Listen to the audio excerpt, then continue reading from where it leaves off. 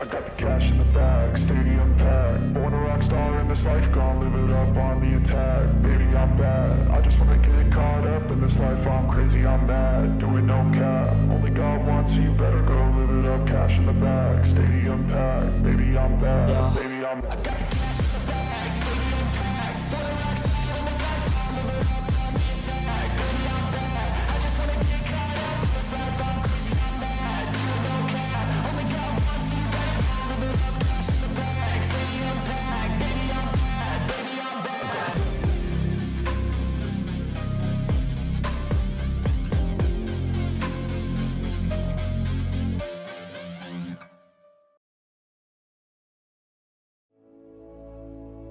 Well, hello, everybody. Welcome to a very late, a very running behind Call of the Wild Wednesday. How is everybody doing? Robert says he's got 22 subs now. Let's go, bro. Let's go. Happy for you, man. Happy that the channel is going well. All right, guys. So, as promised, we are going to start. We didn't get all 16 tints. We're just going to keep working on it as we start the grind. But as promised, we are going to start our first ever grind, and we're going to be learning it as we go. We are going to be starting with the hardest grinds first, starting with roe deer and red fox, and then moving on to the easier ones after that. But the goal is, as crazy as this sounds, the goal is to keep our setup going for our roe deer grind until we have a multi-mount of great ones. Let's see if it can happen. I don't know. That could take forever. We're not stopping till we get at least one great one. I wonder if we could keep the process going and get 3 of them before we tear down and set up the next great one grind. I don't know. We'll see. So without further ado, let's get it started in here. Quattro Colinas, our first time ever playing Quattro. Here we are. I must have scrolled past it 15 times by now. There we go. All right, guys. Quattro Colinas, this is where the roe deer grind is. And yeah, here goes. You're probably going to hear them talk quite a bit because this is single player and our first time ever playing this map. So yeah. Over these majestic swathes of countryside for generations. You are as good as me, my friend. My roots are deep here, and the success and survival of Quattro Colinas Game Reserve is my primary responsibility. And now, my old friend, we are reunited. It's been a long time since we last worked together, but I know you're going to be essential to my plans for the future.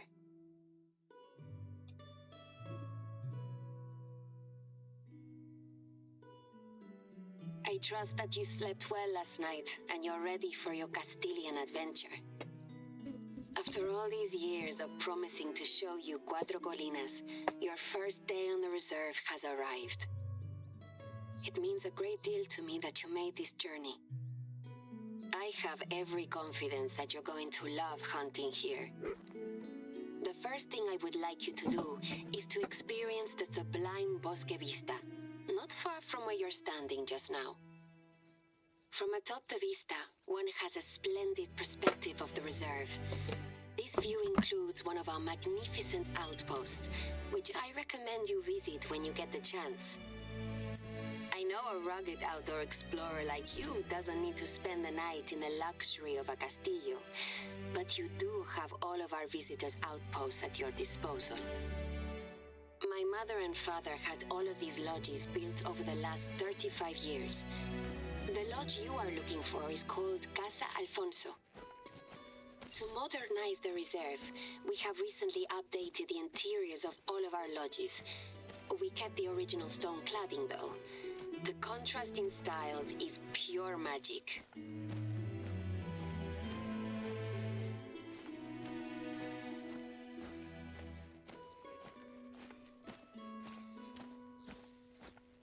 You know what I forgot to do is go get all of our tents back from all the other maps that we laid them on. That's great.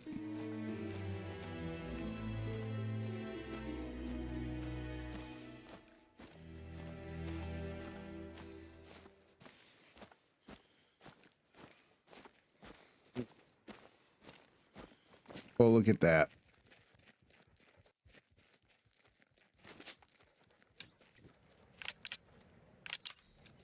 It says we have a feeder in our hands. We clearly don't have a feeder in our hands. There we go. I wanted to keep it on there, but then my OCD got the best of me.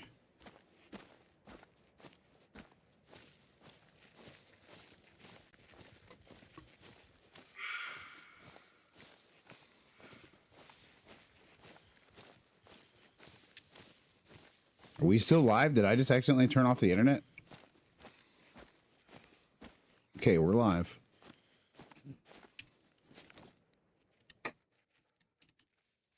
horns of the Iberian mouflon have a truly unique aesthetic. The distinctive curling sweep forward makes this a trophy you'll want to add to your collection.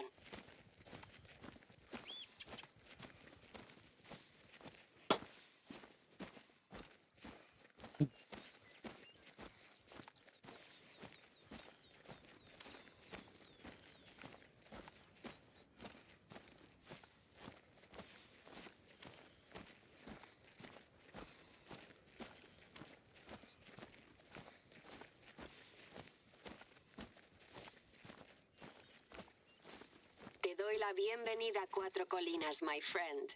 I hope you like the view.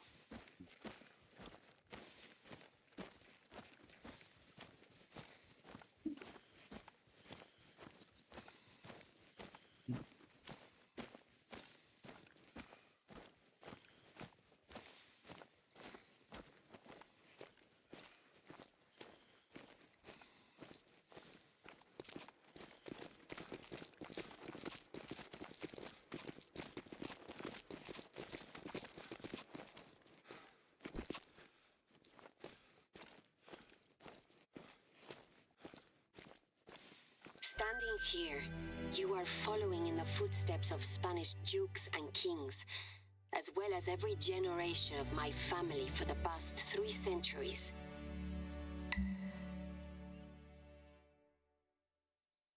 You should be able to see Casa Alfonso from there.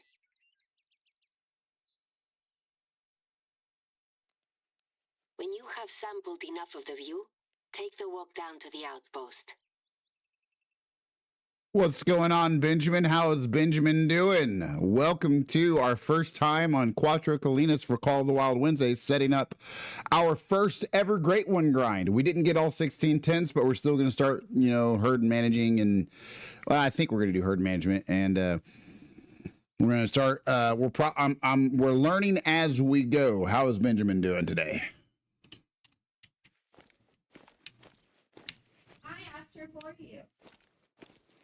Look at this beautiful, beautiful view we got. Oh my gosh.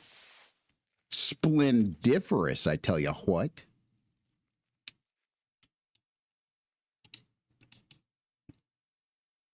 Think we should take a quick 200-meter shot at a roe deer? On the move? You think we should? Oh no, we missed. Oh, we didn't. No, we got a vital. We got a vital. And she's down. Not that I should have done that, but hey, I mean. Oh well.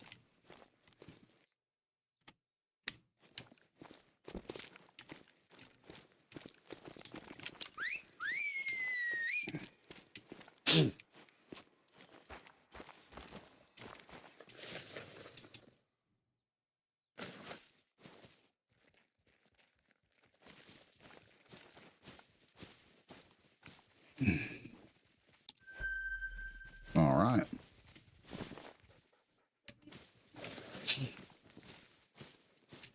That is a huge open view for sure. That was crazy.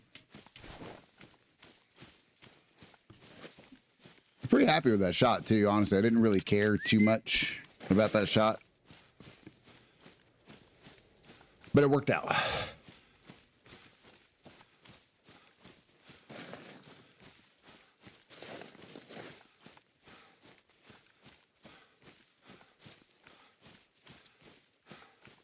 Iberian wolf tracks. Is the reserve's apex predator and is useful in the control of wild boar populations. This doesn't mean that the farmers like having them here. A subspecies of the gray wolf.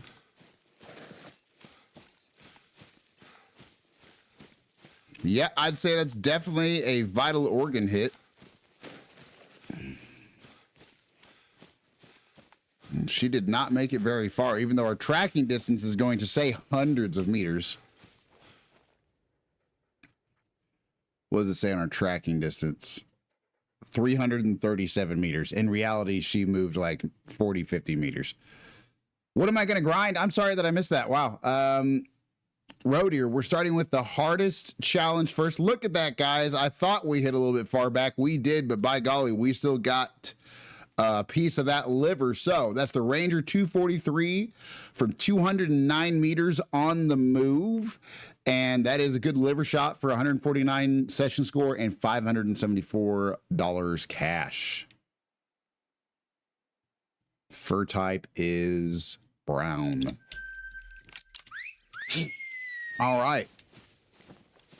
All right, guys, we are going to be doing the missions a little bit as we discover the map. Now, this grind is going to be basically me playing this map every single Wednesday until we get a great one. So that doesn't mean that I'm going to be doing nothing but shooting roe deer the entire time. I'm going to be earning money and getting more tints and things like that. But I'm only going to be accepting challenges that can be done either on this map or specifically while hunting roe deer on this map. That includes weekly and daily challenges. So the way we play is definitely going to be changed up a little bit. We're definitely going to be focusing on nothing but either herd management or just, you know, general like spawn placement. Technically there's a little bit of a difference between those two. I think, you know, I'm still learning everything. So yeah, we are absolutely going to be foregoing all the daily challenges, 1 tent, 2 tents a day type stuff. And we are on this map hunting roe deer indefinitely. So, you know, herd management, all that stuff. It's going to be fun. It's going to be a good time. It's going to be the hardest great one. So that's why we are starting with it. That way the other ones are easier as they go.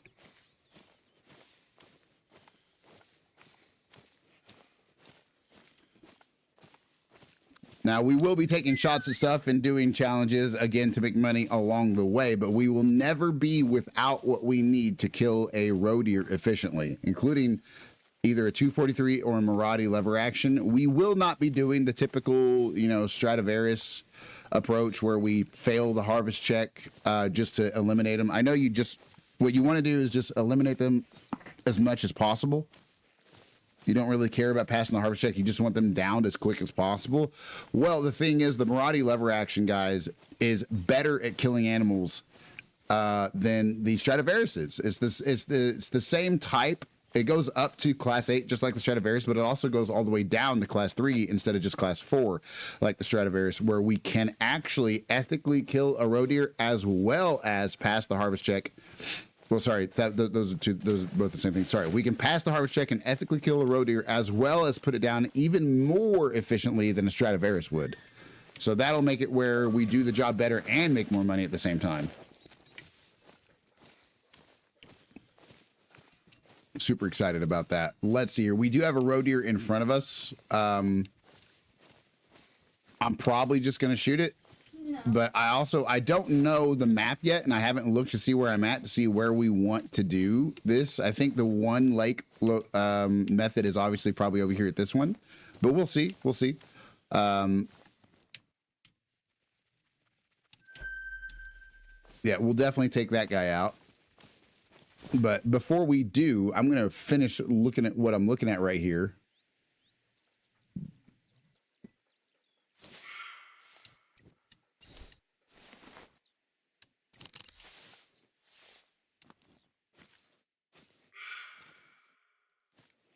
Okay.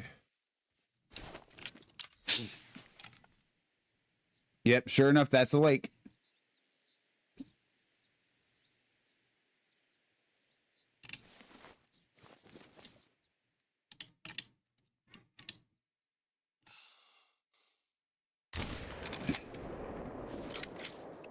She's down.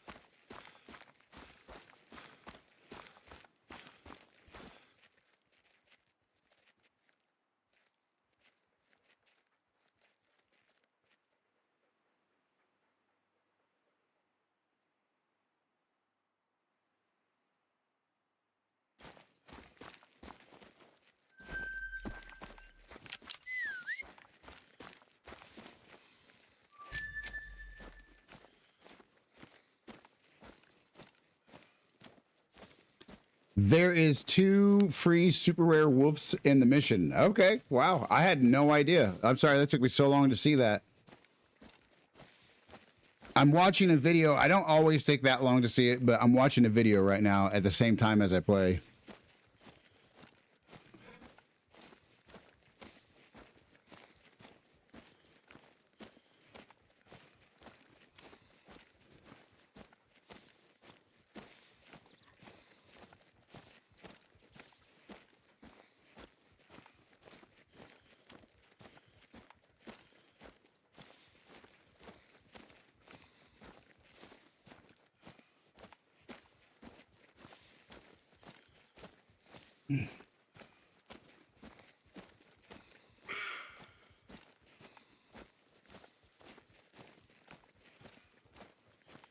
So for now, we're actually not going to kill the road here. I guess we're going to go discover their drink zone. So I'm going to stop shooting them.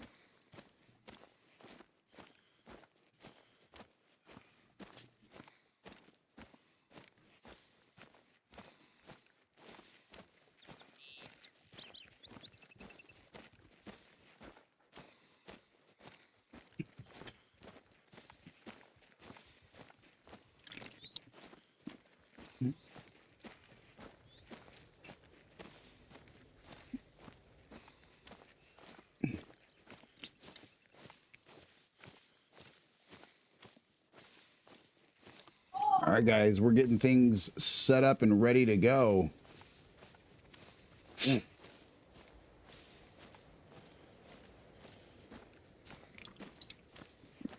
Learning as we go. We're doing some some regular missions, some story missions. Thank you very much, Benjamin, for that heads up on that. Sounds like a ring-necked pheasant is in front of us. We do, in fact, have a shotgun ready to go with some bird shot, actually. I'm going to get the raptor reflex ready for it. I'll even have Hank. So we are going to be killing things as we go that are not roe deer, I guess. I was going to start taking out some not so good looking roe deer, but that's just going to be random shooting. That's not going to be what we want.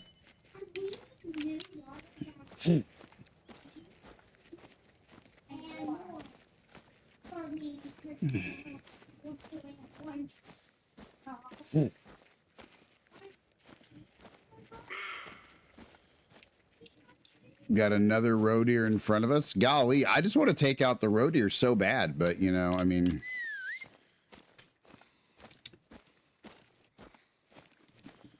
it's not really what we're supposed to do, I guess. I think we have 8 to 10 tents available for this grind, so that should be, with the one lake method, that should be more than enough. And now it's time to take off my ice, but I don't want to take off because it feels so good.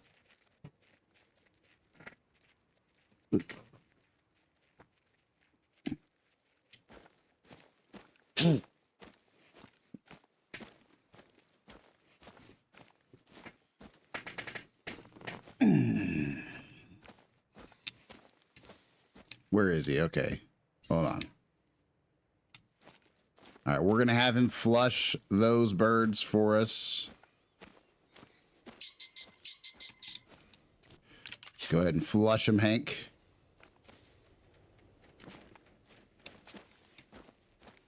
He did not they did not flush our way. They did not flush our way. That's all right. We're just going to keep going for the story's sake.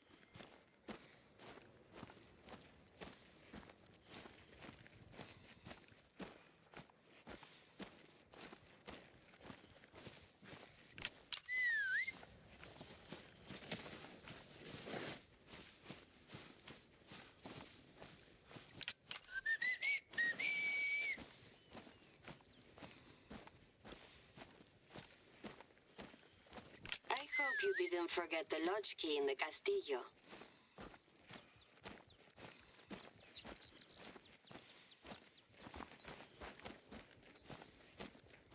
Excellent. Casa Alfonso is back in business. As with any other lodge on the reserve, please feel free to use it as your base of operations. There are some parts of Cuatro Colinas that only a select few know about. I'm taking you to a place where the views are magnificent and the hunting is even better. All right. There, I've sent you the coordinates for the trailhead that leads to this divine setting. Normally, I would insist on being there with you while you experience it, but I don't want you to miss it. I encourage you to hunt as much as you'd like. You are undoubtedly keen to become familiar with the rolling hills, steep ascents, and your wily prey. You should search for animal tracks. I know you have experience, but one should utilize every advantage when taking on the cunning beasts of Cuatro Colinas.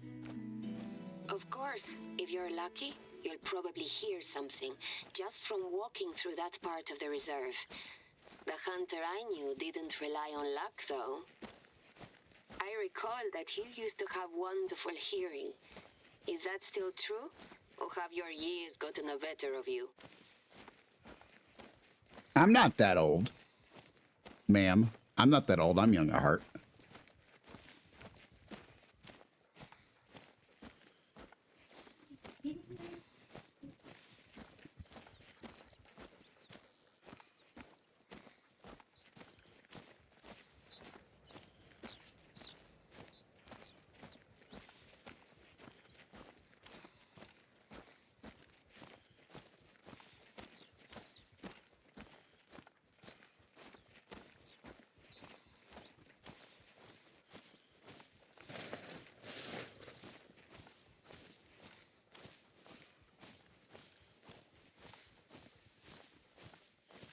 All right, guys, let's see. We are printing off some materials that we're going to use for this grind so that we don't ever have to worry about finding them again.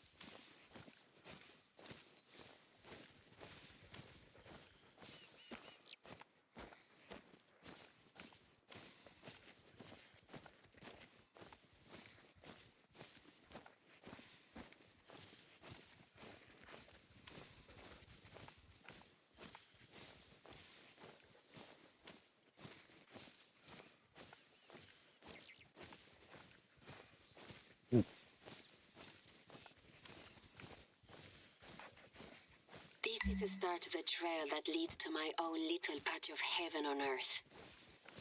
You're nearly there.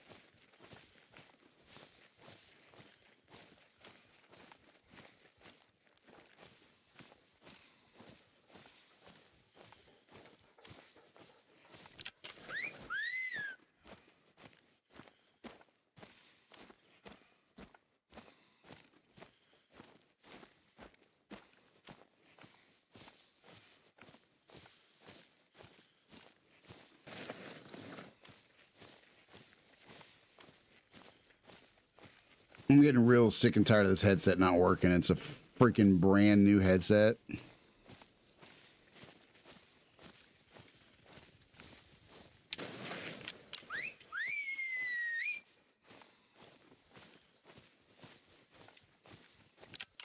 You have arrived. Is it not stunning? Recently, I've only come here to meditate. It is so ethereal and serene, even when the rain is falling. When I first invited you to visit, I assumed that I would be coming home. Let me to change the host you as a batteries, guys. I think the batteries, spending when they time get here low, it before cuts out traveling extra. abroad once again. But it is pretty problematic. Let me see here. Prompted Let me by see this my right here. mother's So, passing instead. My focus has been all entirely right. on So, work, instead of enjoying the very places that bring me comfort. I am pleased that I was able to show you this. In a way, I got to experience it vicariously. Of course, it's also one of our best spots to go hunting. I've never gone on a hunt out there and returned home empty-handed. If you are able to pull yourself away from the tranquil beauty of the cove, there we are go. many other wonderful sights for you to see. All right. Let's see here. When do roe deer drink Cuatro Colinas? I thought so. 14 to 17. All right. So we are 100% going to.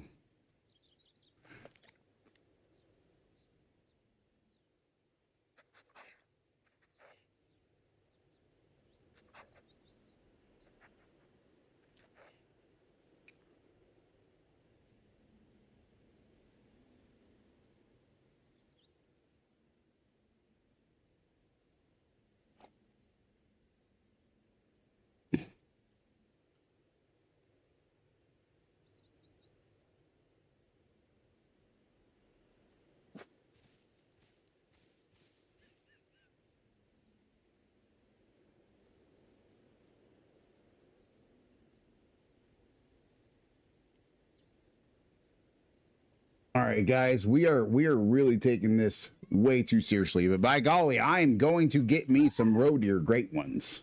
So, all right, here we go.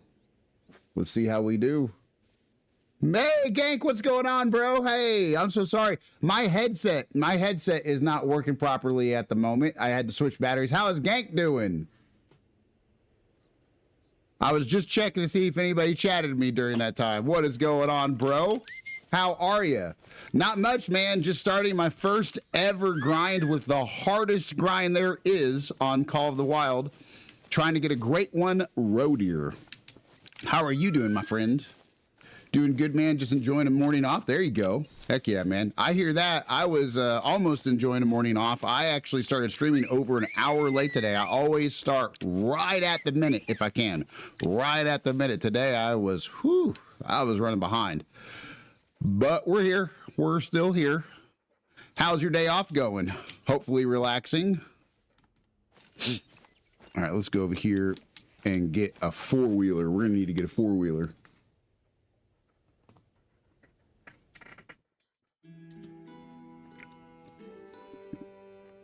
Oh, man. Whew.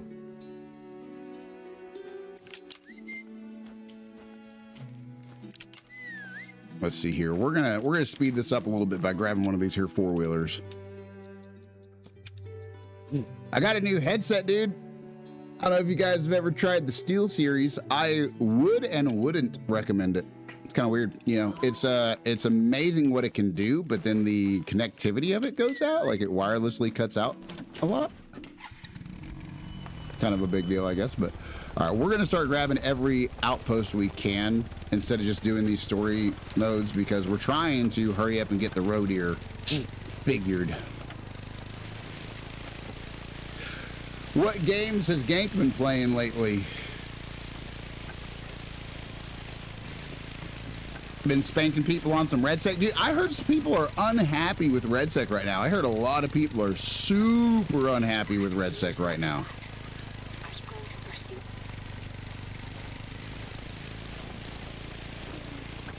I was just getting into red sec, actually. I'm gonna have to put some heat on, guys. My neck is firing off pretty bad.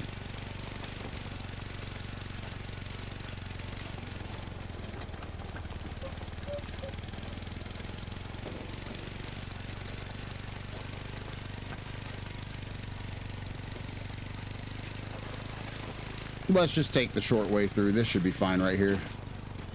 Never mind. Never mind. I regret it.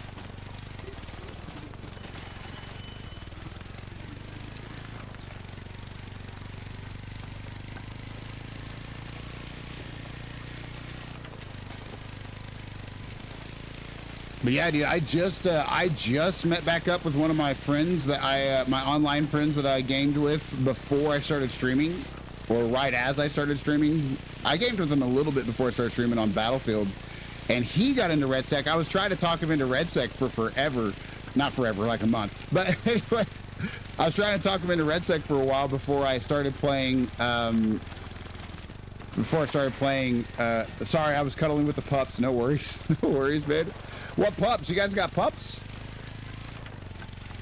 Newborn pups, or just a good old full-grown normal pup? We had. Oh man, I wish I could show you guys pictures of Tintin when she was a puppy. Tintin's a purebred golden retriever. Ah, there you go. I love dogs. I absolutely love to rescue girls. That's awesome, dude. That is awesome. Too many people I didn't know until they're my Velcro dogs. There you go. I didn't know until I had a childhood dog that was precious to me. Name was Sunny. And I had chronic nightmares as a child.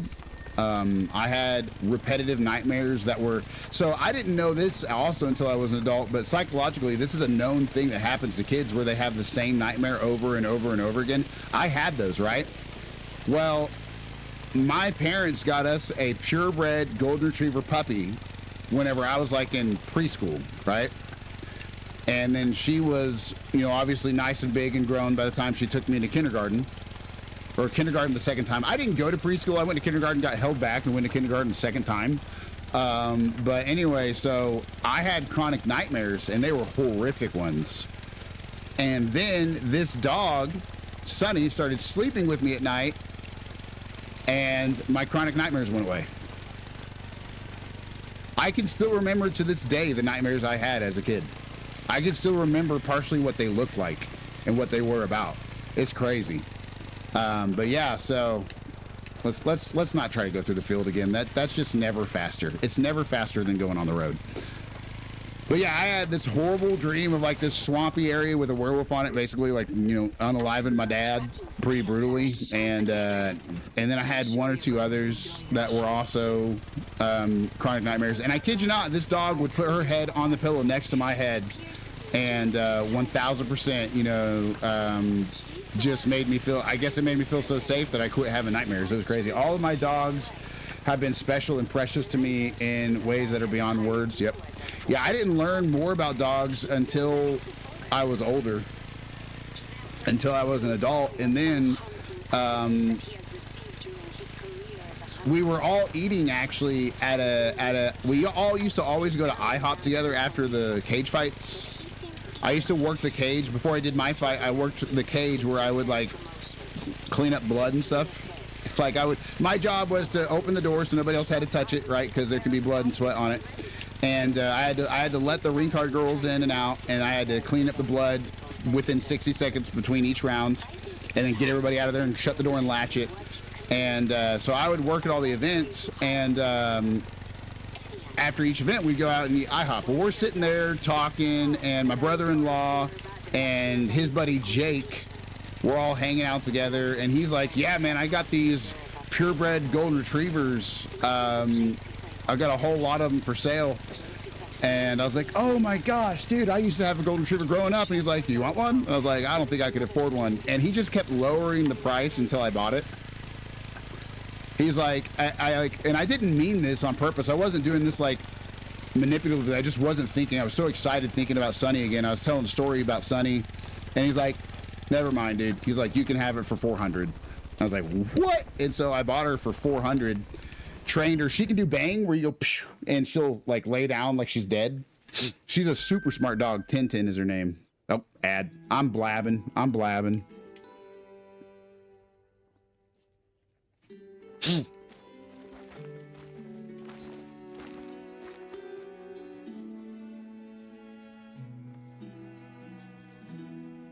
gonna have to reset this headset at some point so it stops not working.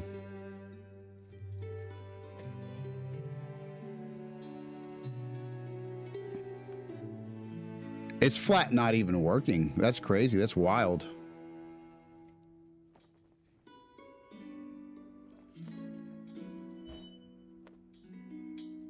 Wow. Wow. Okay. All right. On to the next outpost. We're going to get all the outposts unlocked. Then we're going to set up some tents, and then we're going to be cooking with Crisco. So next thing is going to obviously be we're gonna head to this point right here. So we're gonna go to left, and so left, and right.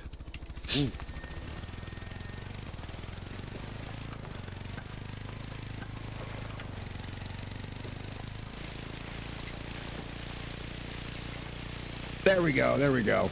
Sorry, I get to jabbering about some of that stuff, dude. I love dogs, but yeah. So we were sitting there eating at IHOP after one of the fights, and you know, not one. I didn't fight or nothing, but I'm sitting there with all the people. They're all excited. They had a big victory, and we're all just happy. And he's like, "Yeah, dude, I got this whole litter of pups that are going to be born."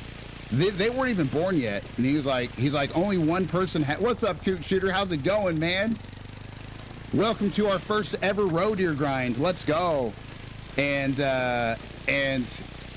he was so anyway, he was like, "Yeah, I got a litter of golden retrievers. They're purebred. They're about to be born." He's like, "Only one person has picked any, so he's like, you can have second pick." And he kept lowering the price as I told stories about my childhood dog. Like I said, I wasn't doing that on purpose. I was just reminiscing that I had a purebred golden retriever growing up named Sunny, right? He lowered the price till I bought her. I bought Tintin. Tintin turned out to be amazing. And I discovered, you know, kind of that weird duality between, like, I got this dog because it reminds me of the same breed that I had as a child versus this is definitely its own dog. You know, it's like, at first it was like trying to get Sunny 2.0. I mean, that is part of it. That's not, I know it's not going to be Sunny again, but it is like, you know, I like the aspects of that dog, so I want another dog like that. And then, you know, you stop thinking of it that way as soon as you get them. I mean, when I got Tintin, she was 5.5 weeks old, just a little too early to take from her mom, but, you know, they were getting rid of him a little early for some reason.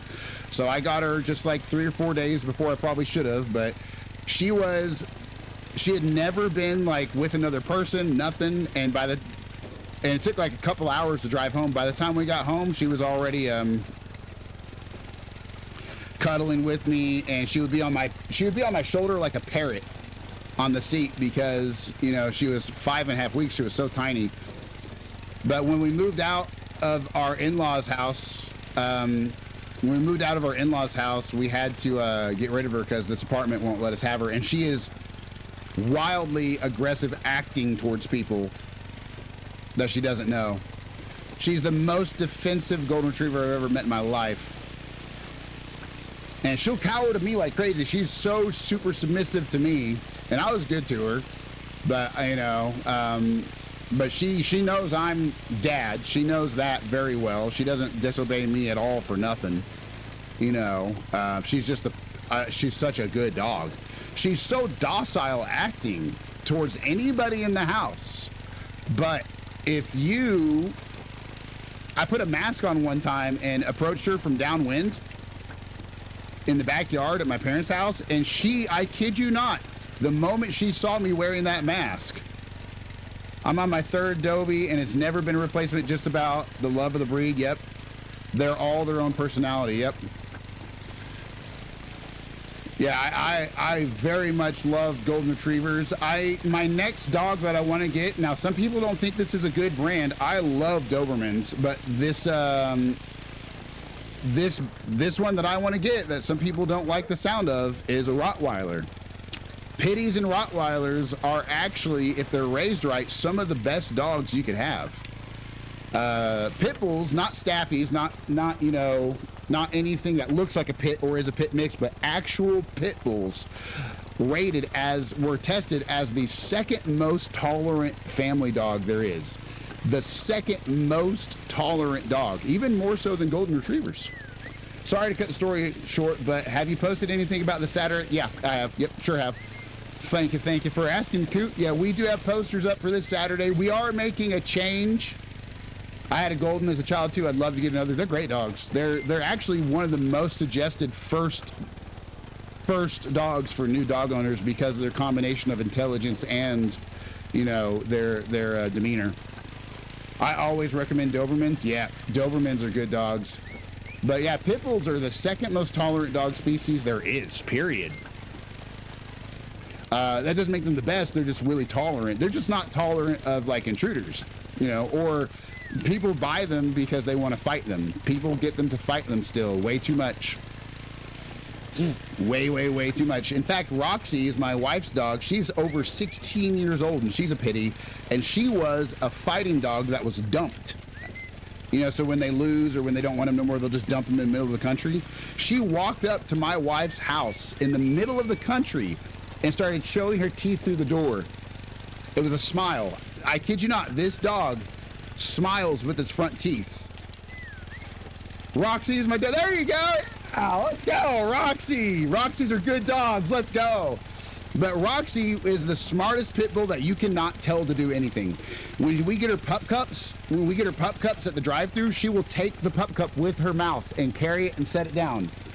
There's like TikToks going viral for dogs doing that. Roxy does that. And Roxy smiles with her front teeth. It's a submissive smile. And the first time I saw it, they had to warn me. They're like, listen, she smiles. And every time we walk over to see her, she gets off the couch and she starts wagging her tail and she starts showing those front teeth. And it looks, to normal people, it looks terrifying because it's a big old pit showing its teeth. But after the first week of knowing her, every time I saw that smile, it actually looked like a smile to me. But yeah, Coot Shooter, we got a poster up for it. I sent one to Summer Kimchi. We will be making one change to the giveaway. I didn't word it very well in the poster for this, but I think it'll still go over all right. The change we're making is, instead of doing one gift card giveaway at the end of every round for 10 rounds, we're going to do a giveaway for each channel at the end of every round. So that's going to make it 5 rounds. It's still going to be 10 giveaways, but it's going to make it 5 rounds. And the reason I have to make that change is because I got a flight. Guys, I'm flying out. I'm pouring everything I got into the channel this Saturday. I'm pouring everything I got into the channel this Saturday. And then Sunday morning, I'm flying out for my experimental surgery. So, they say that 75% of people who have this surgery see an improvement or just a total solution to the breathing issues that I have. And we got to get that addressed because we have a lot of heart issues in my family on my dad's side, and it raises my heart rate to not be able to breathe correctly. I'll have like 115 just resting heart rate. Just sitting down, resting. Not having just sat down, like a normal resting heart rate of like 115. I used to have a heart rate in like the 50s whenever I was an athlete, right? So, yeah, it's not good. It's not good. So we're gonna get my breathing fixed in Ohio. We're flying out at 7:15 in the morning. Our flight is at 7:15 in the morning, so we're gonna stay up for quite a while, do our event, and then we're flying out. We're gonna get like 2 or 3 hours of sleep and then hop on over to the airport and fly on a plane. And then Monday they're gonna do both my first appointment with the doctor and the surgery in the same day, because it's everybody has to fly No, I didn't change the time of the event. It's still 7 p.m. Pacific, 8 p.m. Mountain, 9 p.m. Central, and 10 p.m. Eastern. So yeah, I'm gonna get my breathing fixed, dude. That could save 20 years of my life. That could save 10 to 20 years of my life with my kids. You know, I've had 6 failed surgeries in 4 years, and 5 of which for my breathing. The first one's actually what messed up my breathing because the doctor left me with an infection. He left me with an infection post-operatively and canceled my follow-up because he was sick. And instead of squeezing me in, he just pushed me out 3 months, and then I got a chronic infection spread throughout my head. And it's likely because they didn't sterilize their tools the way they're supposed to. But anyway, so the first surgery is what caused 5 out of my 6 surgeries. God dang, this 4-wheeler's going slow on this map. But guys, who cares? Who cares? We are getting it fixed. We're going to be able to breathe again, save literally like a generation's worth of time of my life, and make me just feel a little bit better than I'm feeling. So I'm super excited about it. It's going to cost us like $5 grand or more out of pocket, but I have a wife that loves me enough to do that. So I'm a very lucky individual. I'm a very, very, very, very lucky individual. And, you know, I'm just super excited. I'm super duper excited to be able to breathe again.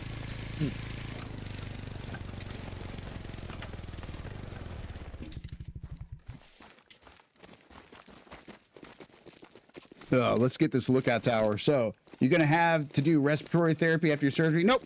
So the damage to my breathing is actually to the nerves that sense when you're breathing. So you got 2 types of nerves in your body, right? You got motor nerves that tell your body to move, and you got sensory nerves which detect pressure and temperature, right? Well, you have sensory nerves in your body that detect the air going into your body. They detect the temperature of the air and the pressure of it, like the air pressure stimulating those nerves sends a signal to your brain saying, hey, you're breathing. You know, it's tickling this nerve, and hey, you just took a breath, right? Those are the nerves that got damaged in my surgeries,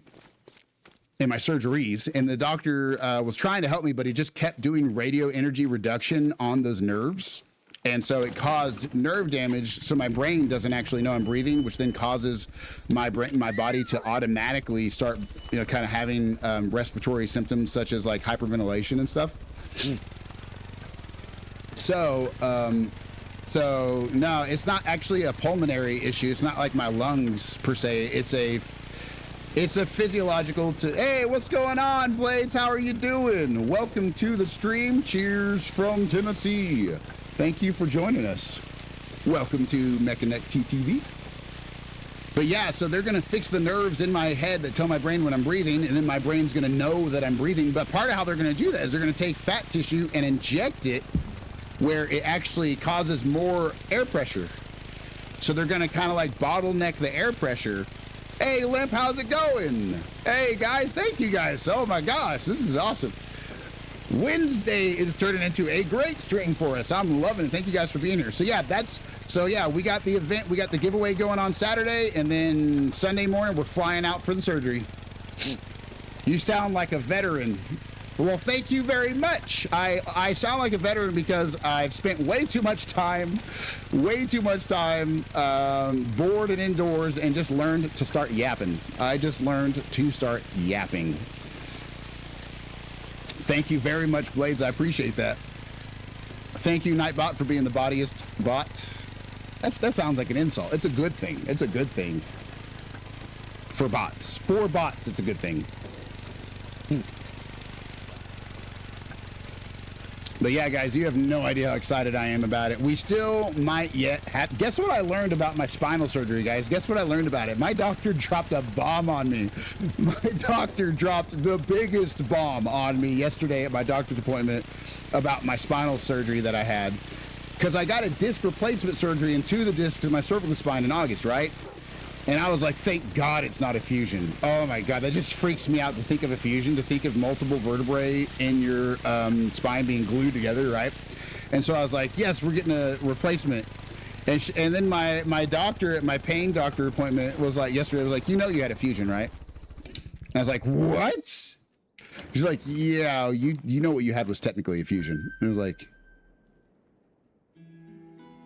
what's going on? Who lied to me? This doctor's a piece of, like, I'm kidding. I didn't get that mad, but I was shocked though. I was scared. And she was like, yeah, they do put discs in there instead of plates. And it's actually technically considered a mobility preserving fusion. So you will still have some overlap between the vertebrae where bone will grow and connect.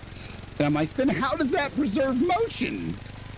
If the vertebrae are still glued together, how does the discs in between them still preserve motion? This doesn't make any sense because they still have to be able to move. But anyway, so yeah, they call it an ACDF, anterior cervical disc replacement and fusion. So yeah, found that out. Found out that there is no such thing as just a disc replacement. I guess like the bones still do kind of fuse. And I can still move my head just fine. Just as much as normal. So there you go. There's that. And she was like, yeah, you'd have to have at least 4 levels probably, fused together to really become the Tin Man, where you can't really move very much. I was like, okay, well, I mean, whatever, you know. I still don't think the bones have fused together yet. I hope. Doesn't seem like it to me. And there's still obviously some sort of motion that is preserved. That's the point of the surgery. I just don't understand how the vertebrae can fuse together. Like little pieces of the vertebrae can still fuse together and you can still move.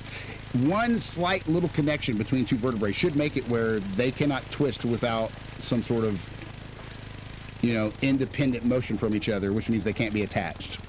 Right? But I guess they can be.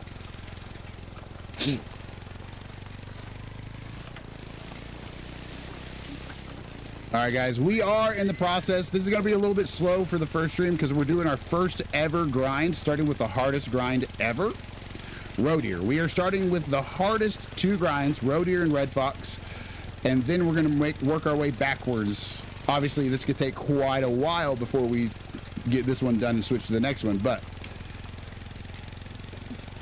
here we are.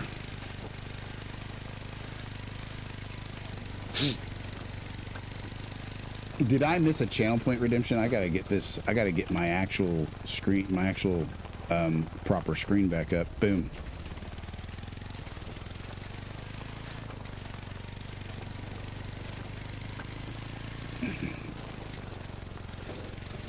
So we're grabbing some outposts and some lookouts. So I'm probably going to be yapping and driving a little bit, for the first part. And then the second part, we're going to be discovering drink zones. I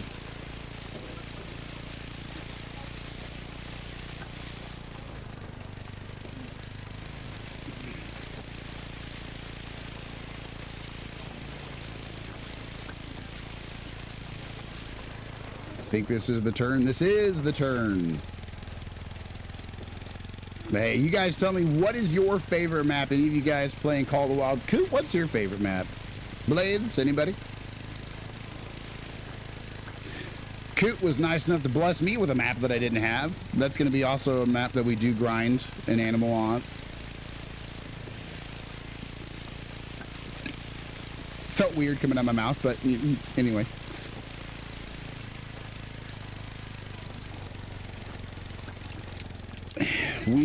We're going to start with this one though, and then make our way. Probably we might start with the moose one after this. I don't know how difficult a moose grind is. I want the easiest grind to be last.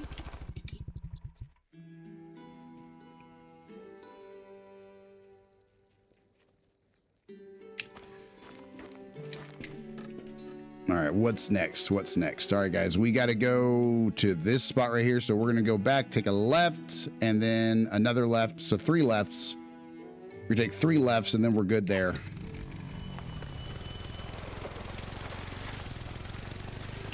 Look at the view that these lookout points give you, though. Oh, my gosh. Earlier, we smoked a female roe deer from like 200 and plus out on the move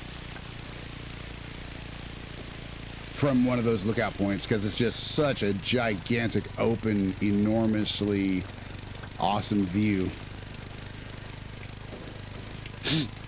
I'm definitely going to be switching to the Maraude lever action for this map as soon as I remember to.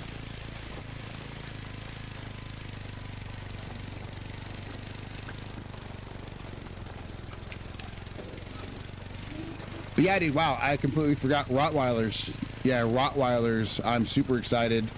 They are a very misinterpreted breed, just like some others. But I didn't know that they had the strongest bite force of basically any normal sized, like non-mastiff sized dog. They have like 300 psi, which, you know, isn't really, you know, the biggest reason to get them, you know, but it's an interesting fact about them. But also, they have the trainability of a German Shepherd, from what I read online. That you can train them just like Dobermans. They're really good, trainable, loving, awesome family dogs that can also protect your home if needed.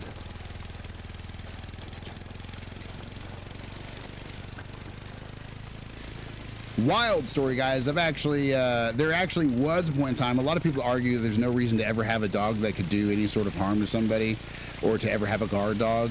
And I'm like, well, I mean, you know, the odds that you're going to need it, fine, I understand that. But to say, let's just not have Dobies, Rotties, Pits, and all this, let's just not have them, let's ban them, I know. I don't want to. Getting dangerously close to wiping out a whole species of dog, breed of dog, but there was actually a time where I was super happy that I lived in a house full of pit bulls, because I moved in with some in-laws. They told me to move in with them. I had my own apartment literally across the way from the apartment I'm living in now. It was a one-bedroom loft. I was living the bachelor life and doing whatever, you know. I was a waiter at Chili's, you know, and just trying to live the best life I could. And I was getting ready to go to trade school for cutting hair, and they said, my mother-in-law, or my soon-to-be mother-in-law, was like, you need to move in, you know. No way, I think it, yeah, no, I married my wife before we moved in, and we had our own place. But yeah, my mother-in-law was like, you got to get over your pride and move in. You're going to need to be here. And she just kept being so nice and so awesome. I mean, come on, we want you here. And then we moved in, and this script kind of flipped. But I still love them to death. And just, you know, living with in-laws is not always an easy thing. A lot of people can attest to that. But yeah, so we tried that out. That was super interesting. This is going so slow. This is going so super duper slow. Oh my gosh. But anyway, while I was living with my in-laws and going to trade school, they had way too many dogs in the house. I had my golden retriever that I brought, and they had like a bunch of pit bulls. And they also had security cameras and all sorts of stuff at their house, because I guess, like, you know, my mother-in-law went through a breakup. It was pretty bad, but then the dude started acting kind of dangerous in certain ways, or implying certain things. So they got security cameras. They do own self-defense items in the home of whatever types, you know, and they're not really ever even seen or used or nothing, but they had a bunch of stuff for protecting themselves. I know a lot of people might get super upset at hearing that, but I'm just talking, not debating politics here, just kind of talking. But I went to trade school. Let me get to the story. Oh my gosh, let me get to the story. Get to the story, Mecca.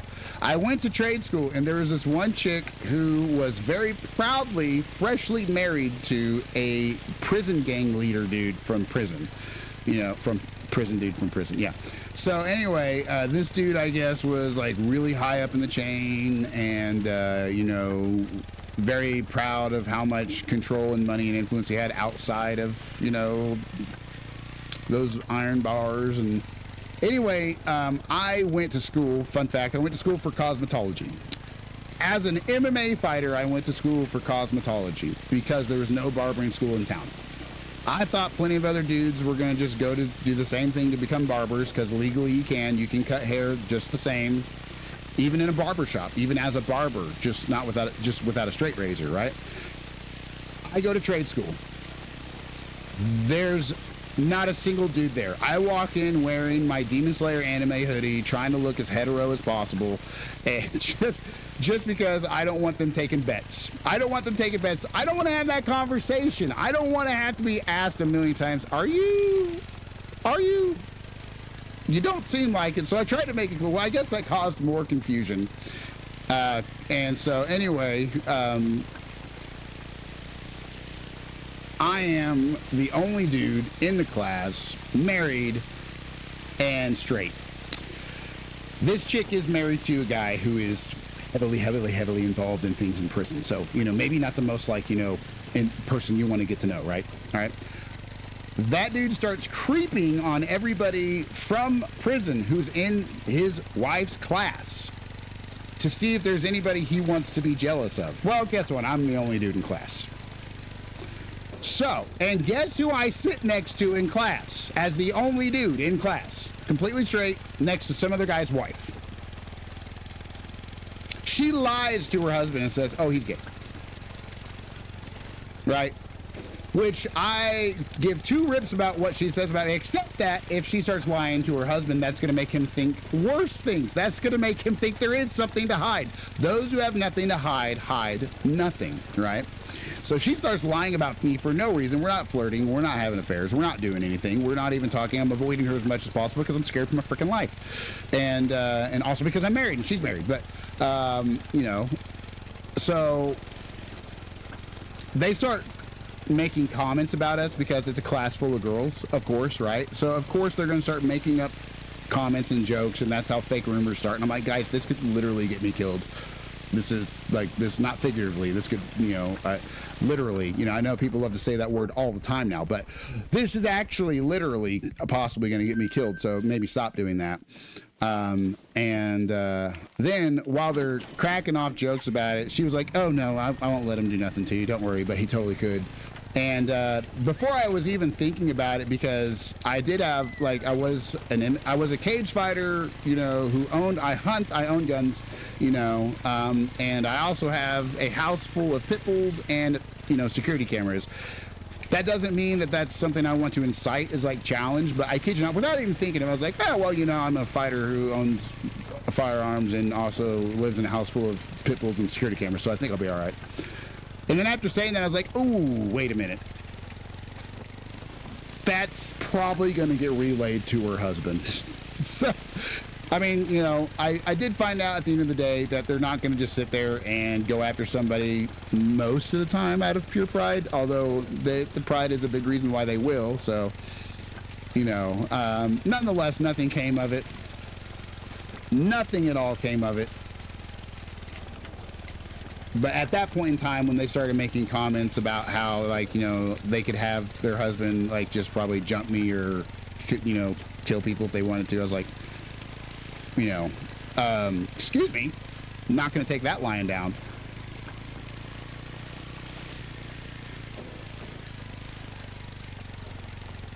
And then my neck got messed up. And now I'm very much not ready to fight people.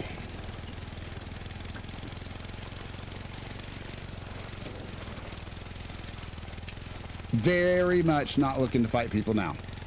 I never was looking to fight people. I actually was tired of being scared of conflict. I was tired of being afraid of people.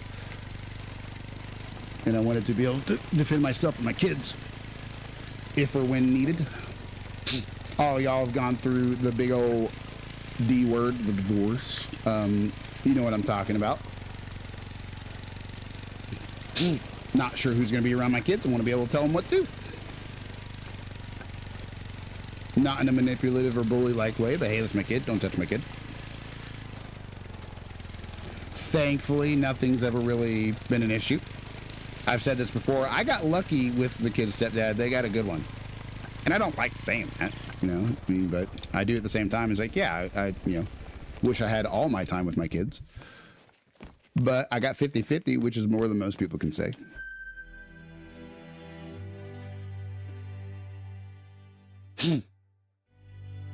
Oh, let's get a neck brace back on while I'm yapping. Story time. All right, so we're gonna head south, take a right, and take a right and then a left, come back, and then go that way. Okay.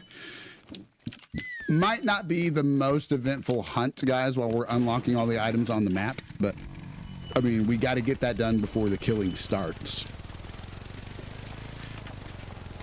That much is for sure.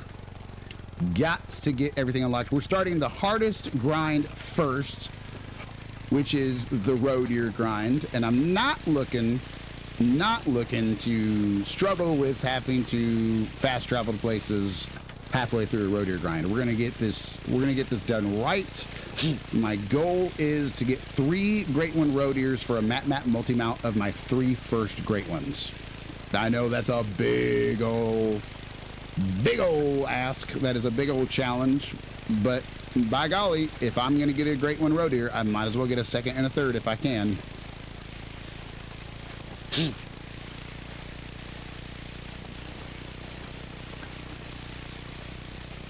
Yeah, guys, I've definitely had some weird situations,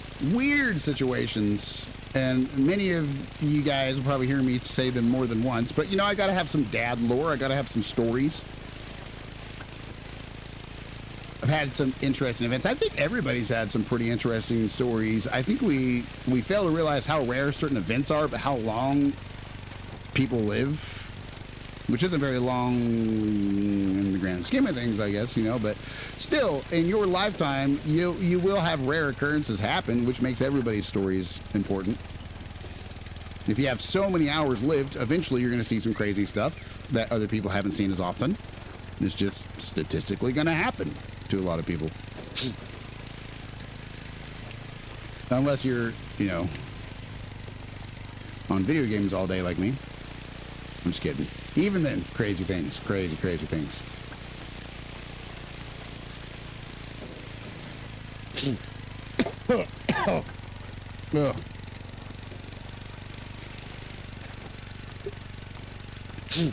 Oh, man. Only like 4 or 5 more days of this stuff, guys. Only like 4 or 5 more days of breathing issues. Choking up and sniffling all the time. A big part of it is when you've had 5 failed surgeries in that area. It's crazy. Been blowing up twice, shot a few times. What? Why? Whoa. Oh, yeah. I thought I was rereading. Okay, sorry. More times than I count. Had to do, try to set me on. Whoa! Wow.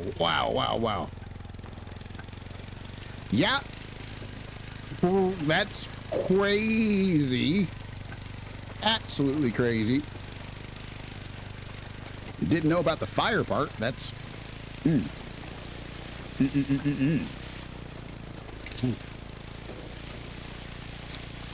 Limp guys, Limp and Gank here, guys, are awesome people that we know as well. Coop Shooter, all you guys, super. Everybody here is awesome. But make sure and give Limp, check out Limp on his stream. He's starting to stream, I'm pretty sure. He also makes amazing music. Amazing music. And Gank and Spank, guys, anybody here who has not yet followed Gank and Spank, go ahead and give those guys a follow because you won't regret it. If you're into music, if you're into streams, if you're into content, you won't regret it with those guys. All right, we got another outpost unlocked.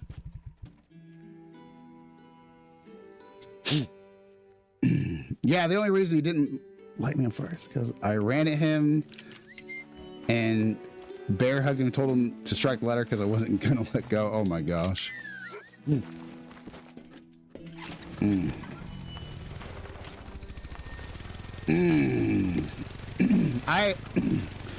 There's this chemical that people can use to like play with fire, literally, where like it burns on top of the liquid, like they'll put their hands in it, light on fire, and show their hand on fire. And for so many seconds, I knew my pharmacist was going to chase me. I was dripping wet. Oh my gosh! Holy cow, dude! How are you not high as a kite? Anyway, I'm just kidding. Wow. But what there, man, what was there is this stuff though that you can like dip your finger or your hand in it and light it, right? And there'll be fire on it, but it won't burn you for a certain amount of time. Right? There's this one guy I used to work with at a carpet cleaning place that I guess he did that one time. I didn't see it, but I guess he did that one time where he, you know, he was a really smart guy, knew a lot about, you know, chemicals and science and everything. He had a ridiculous IQ, and He was the prime example of a genius and an idiot at the same time. He quite literally had multiple IQ tests over 150, you know. And you could tell because you met this guy, he knew so much stuff, and not just like random stories. Like he knew like so much about everything, but he never applied himself to learn any of it, right? He had the ability to soak in intelligence so quickly, but never actually applied it seriously to anything.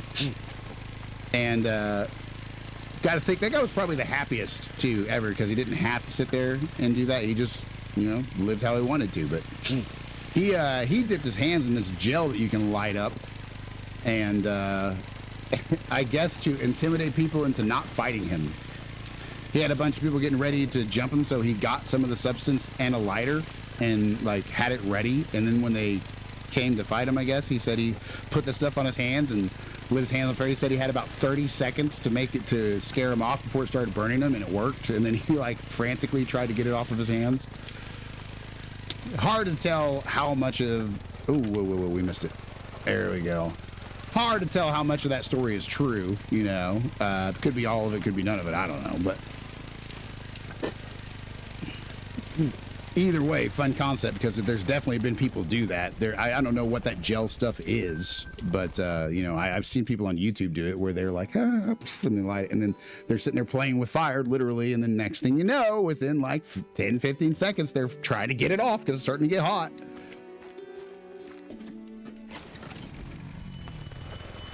All right, guys, we got quite a few of these done already.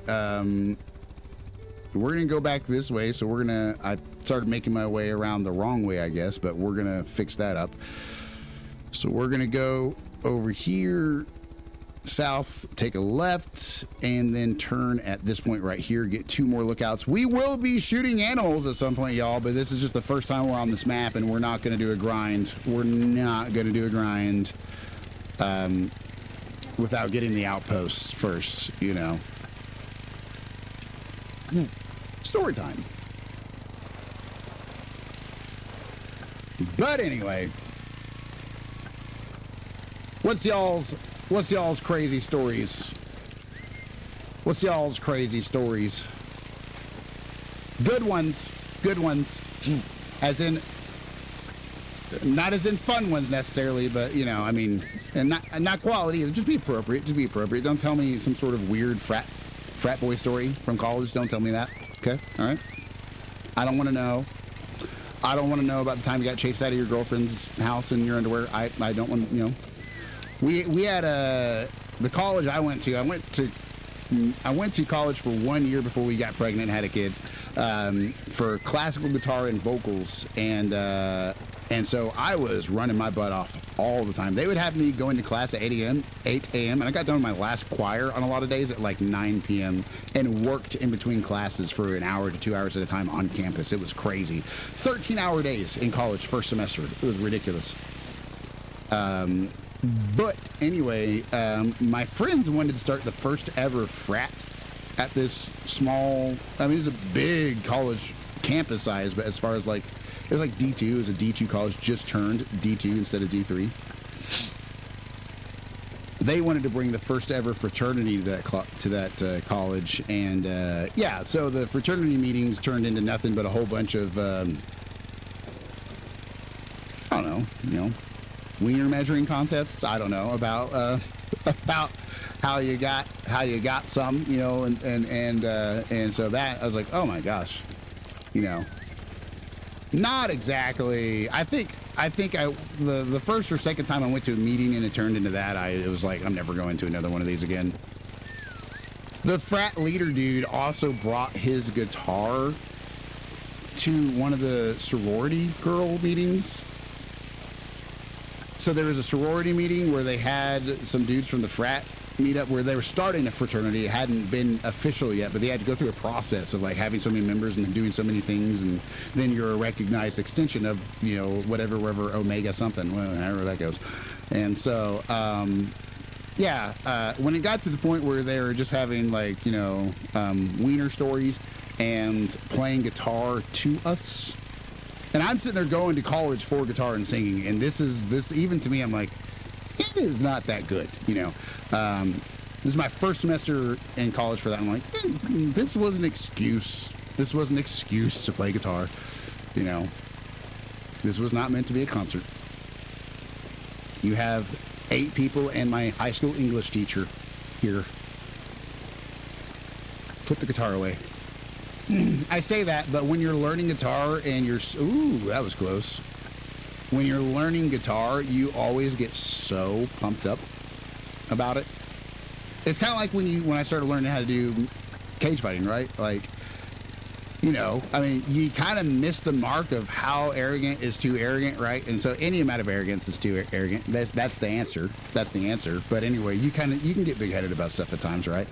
Well, in college, you go. I went from a town of like 700-800 people where everybody knew everybody and everybody was somebody, you know, good or bad, everybody was somebody, to being invisible in college, right? I wasn't a jock. I lost all my muscle mass from playing football after just not touching any weights and not eating any food for like the whole summer. Bad stuff. And so then I was like, not myself, low on confidence, and I was a guitar major. So I should not be the person sitting here making fun of somebody for looking for an excuse to play guitar. I should not be doing that.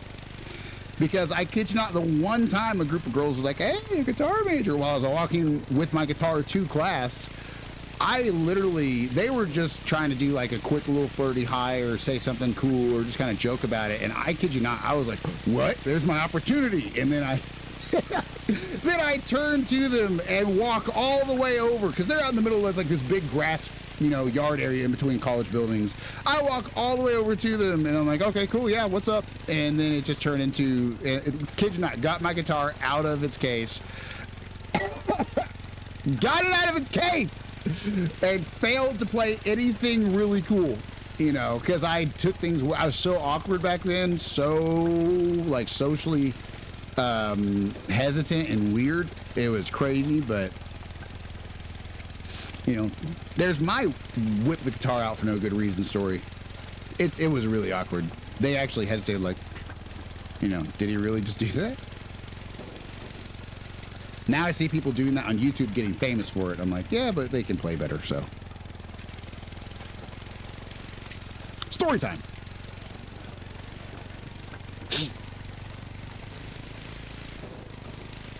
One of these days, guys, we're actually going to shoot an animal when we get done with these lookouts.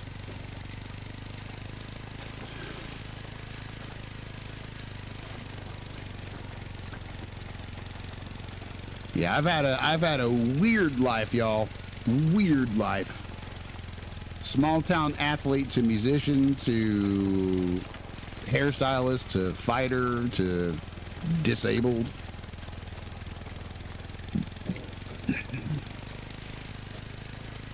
Everybody's got that, though. Like I said, everybody's got a crazy story. If you don't think it is, you're just not remembering the crazy parts, which might be a good thing.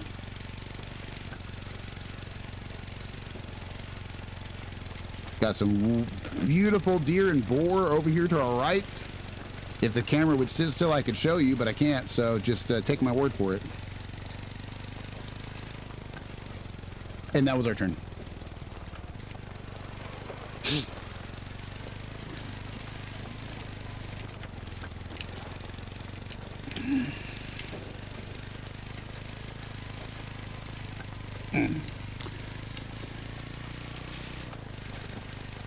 Kind of hurting.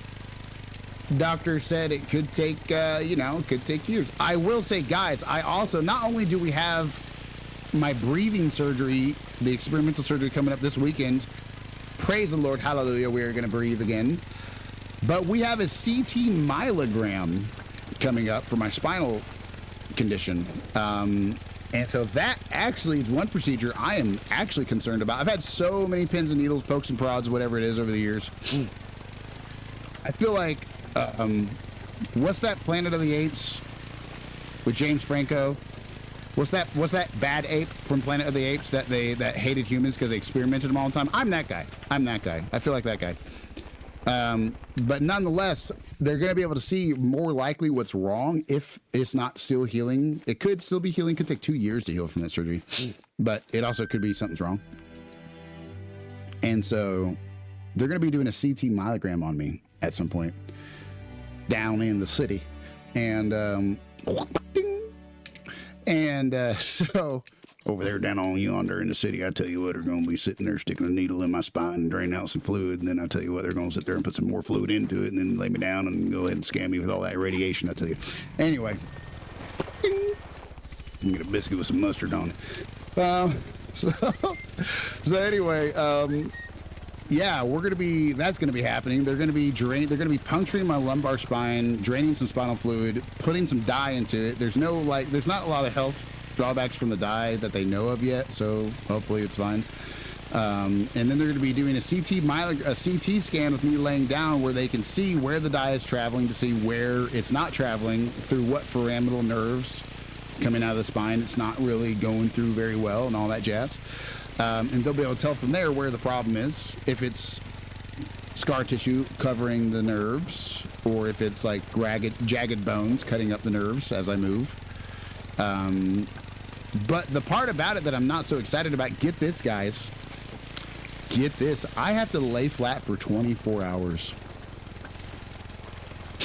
I have to lay as flat as possible for 24 whole hours after that scan, because with the puncture in my lumbar spine, you don't want any leaking spinal fluid from getting up and moving around. We have to drive home. We have like hours to drive home directly after that procedure. So there's that. But yeah, the effect of it is essentially that, you could have like a horrific migraine, like a god-awful migraine, if you do get up and move around and too much spinal fluid leaks out. No death or nothing like that I'm aware of. Obviously, just like, you could have issues with like major migraines, as well as, potential long-term issues if it doesn't heal up correctly. They can blood patch it and fix it if it doesn't, but yeah, that's a weird thought. A leaky spine fluid. Well, hey,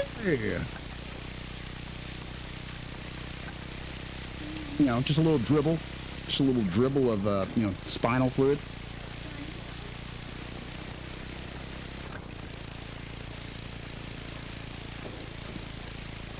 Story time.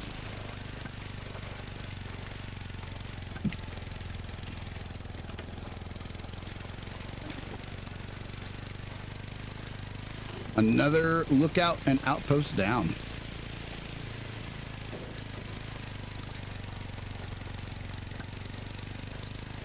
Got some more road deer up there. This is our road deer map, guys. This is a good road deer map.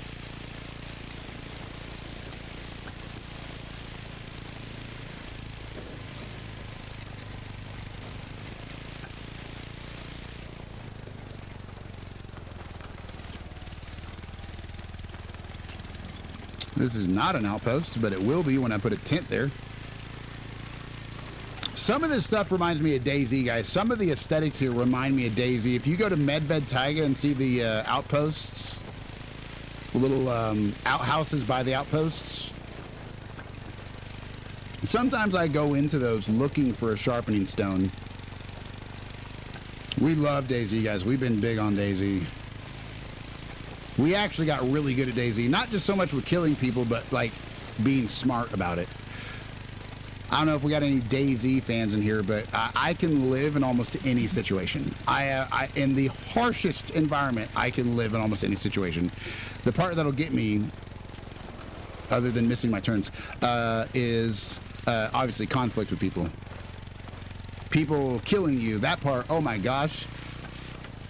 The first time I ever unexpectedly just got sniped out of nowhere and never saw it coming, I had 3.5 heart attacks and spent the next like 5 real days of playing that game crouching from bush to bush, having more palpitations at, am I being watched,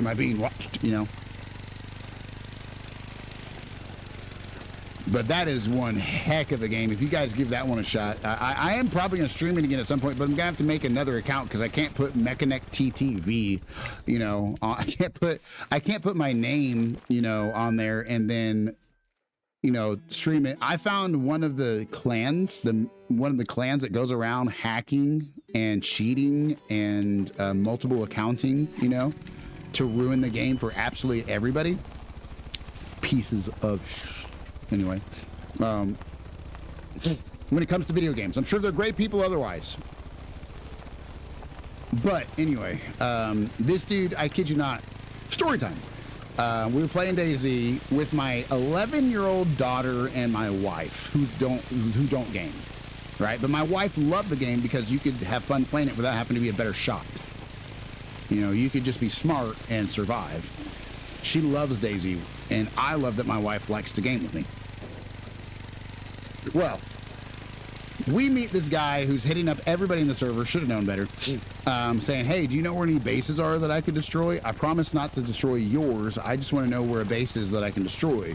I'm the leader of the Mexican mafia, blah, blah, blah, blah, blah. I promise. And then he's like, no, dude, I swear, we'll team up. We'll team up. And then, so we show him where our immaculate, like, quadruple-walled base is. And then magically, somehow, somebody comes and destroys it as soon as he finds out where it's at. He's like, oh no, that wasn't me, I swear. And then he's laughing in Spanish with a bunch of his buddies in his Xbox party after that they invited me to. And then I kid you not, that dude afterwards tried to hit up my wife on my daughter's account, sending her heart hand emojis and winky faces. Hey, how are you? Hey, what's up? You know, hey, you know, hit me up, you know, and like, dude, it is like some 19-year-old Mexican punk who's like trying to, you know, sit there and hit on other dudes' wives. I'm like, anybody who just got offended by that, go cry somewhere else, because the fact that somebody is a different race is not offensive. Just mentioning that is not offensive. Okay, I mean, if I mention that I am a race, that, oh my God, you know, that's not bigotry. I'm pointing it out. You know, he bragged about it. His name was Mexican Alien on his account. He loved bragging about it, so that's just how he identified himself. That's part of his identity. Has nothing to do with whether or not he's a good or bad person. He just happened to be a bad person, but that's the only thing I have to remember him by, because that's the only thing that he really ever talked about. But yeah, should have known better with that guy. That guy was literally trying to flirt with my wife.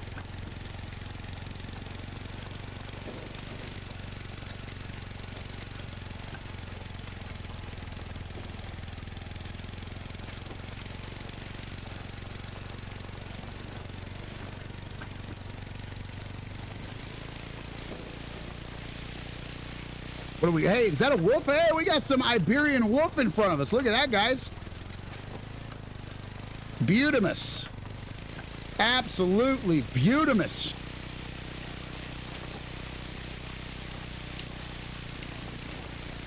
Yeah, if you guys like survival games, though, DayZ, there's a problem with it. There is a problem, and I'll warn you about the problem. But, so, AI viewers at Stream Booth, thank you so much. Thank you so much. Killed Pecan Ready AM 8RA. That sounds like a completely legitimate offer, and I'm so thankful that you want me to break Twitch policies to get banned. You're out of here. Get him out of here. They're gone.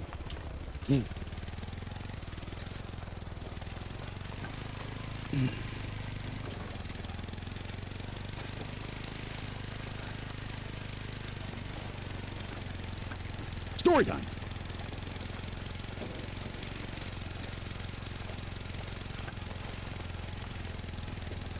But oh my goodness gracious, Ignatius. What's up, babe? What's up, babe? I can't hear you. Hold on, let me take my headset off. One of my headsets. What's up? In her spine. Is that looking promising, or is she just pushing for that because she wants to fight? Are your allergies going bonkers today? My joint swelling is really I still have that thing in the back of my throat that is just immensely painful in one spot for some reason that like cracked the other day. When I yawned, it like cracked, pimped like a giant pimple or something. You want a hot tea? I want to know what's going on is what I want. But I have no, as long as I don't care about the pain, as long as it's not some weird concern, but it just feels not normal. When yawning makes it kind of feel like it bursts inside somewhere, that's okay. Ugh. Anyway. Something's weird. Story time. Let's see here. You guys tell me, would you like to see a DayZ stream sometime in the future? I love making plenty of offers of what games we could stream in the future, full well knowing that we're too booked up as we are. But hey, it's good to keep it on the back burner. It's a nice thought, right? Okay, we're gonna go left and then turn right at this point right here.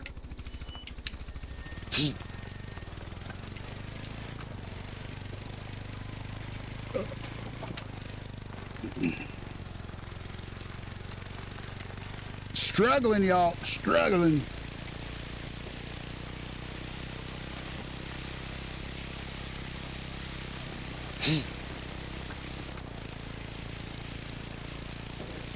Are any of you guys gonna make it out to our giveaway this Saturday? I hope so. It's for paid subs. It is for paid subscribers. I can't afford to just dump everything I own and then some into, you know, nothing, but I'm trying to say thank you to the people who, you know, not just the people who support us financially. I'm trying to do things for everybody. That's why we do like some giveaways monthly that you don't have to be a subscriber for, but this one particularly, you know, it's going to be fun either way. We're collabing with Summer Kimchi. I am a medic with over 18,000 reses on Battlefield 6. I'm in the top 0.1% for reses. So it's going to be a fun stream either way. But for anybody who is a paid sub or thinking about becoming a paid sub to support the channel, there will be 10 opportunities, 5 for my channel and 5 for Summer's channel, to win some gift cards of your choice. So that's going to be super fun and happening this Saturday. So let me get my promo voice gone with all the rhythm and tone changes and emphasis that, you know, you use for a promo. And let me get back to talking normal now. It's automatic. I don't try to.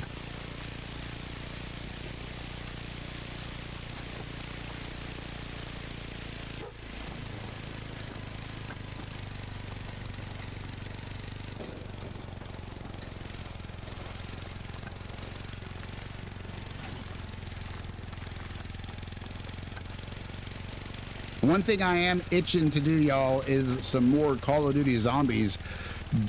Just cause I know it's a bit of a slow stream, you know, just sitting there taking your time, mowing through zombie after zombie for like 100 hours, but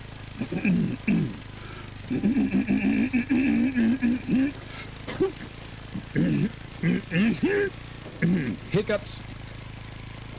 Wild clear in my throat. Sound like a starting car. God dang.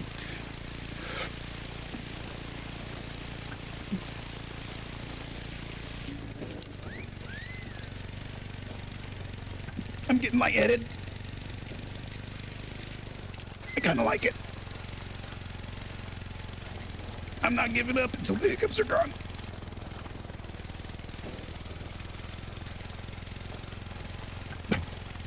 All right.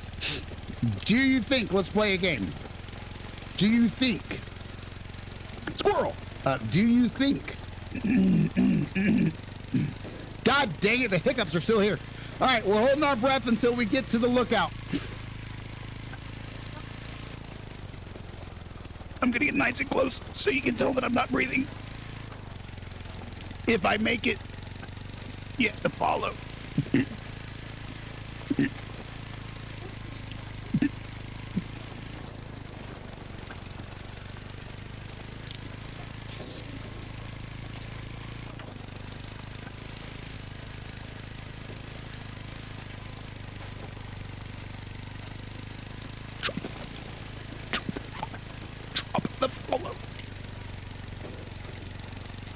I'm not breathing until somebody follows. Be a good person.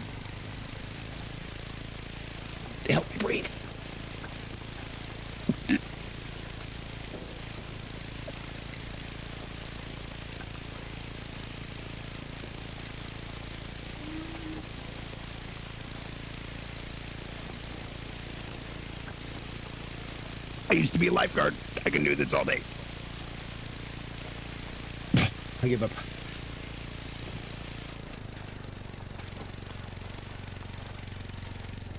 All right. Evidently nobody here. Nobody here has a problem with seeing me pass out. I'm joking. If it's all people already following, that would be even worse.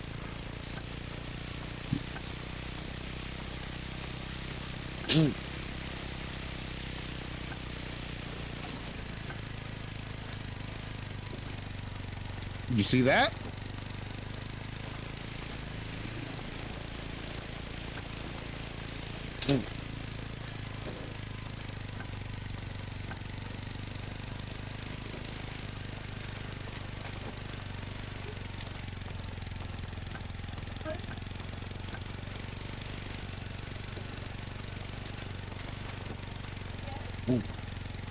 All right, story time.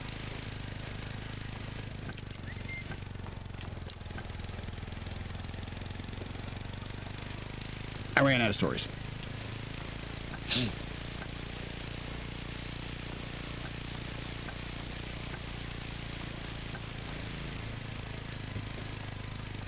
A bit of a slow stream, guys, but hey, that's what we get trying to make things happen for the road deer grind. It's definitely going to be worth it once we get set up. Thank you, honey. Oh. I can only wear ice so much.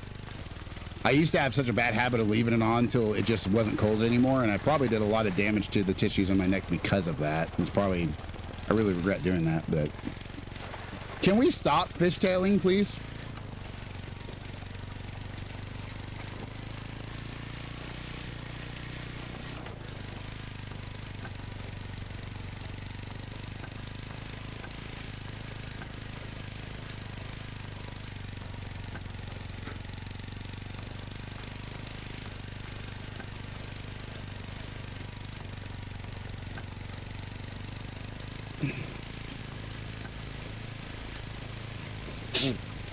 What we got here is that one of them? No, whatever they're called. It's not a mouthlon. It's bigger than a mouthlon. It's a mountain goat or something. I've yet to make my exhaustive and comprehensive list of animal details for this map. I don't use the app. I make my own lists. I probably need to use the app. One more lookout underway, guys. This is going to be the only day that you see me doing this the whole stream, because we're doing it until it's done, and then we're getting some road deer. You know, what's the day's daily challenges while we're here? We need to do ones that are pertinent to Quattro Colinas, whitetail deer, wildlife on Hirschfelden, and Harlequin duck. We can't do any of those from here, and so we're not going to. We usually make like 20, 30, 40, maybe 50 grand a day when we're streaming this game. We're not doing that anymore. From now on, we are 1000% dialed into one thing and one thing only, and that is road deer grinding until we have what we want. That one can't do that one, can't do that one, can't do that one, can't do that one. None of these are really even worth it, honestly. We could get $500 for killing a mammal. I'm not going to worry about that. I might accept it later when we actually get to hunting, but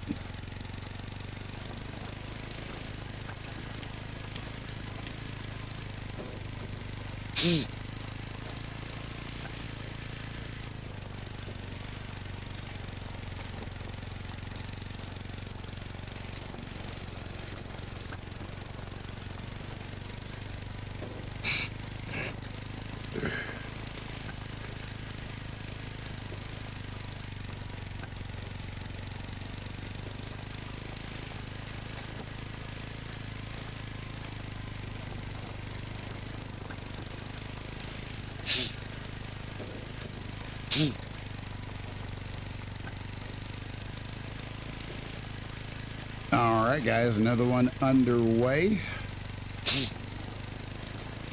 In case anybody's wondering, it's very annoying to roll up 400 foot of PEX. What even is that? I'm going to sound so stupid. I don't know what PEX is.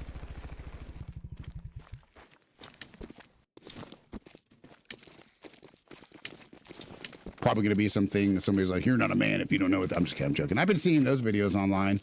Oh my gosh, guys, I've been seeing some. So I 1000% believe in, you know, being a good man in your relationship, in all your relationships. It's the new plastic pipes they use for your water inside. Oh, that. Oh, okay, gotcha.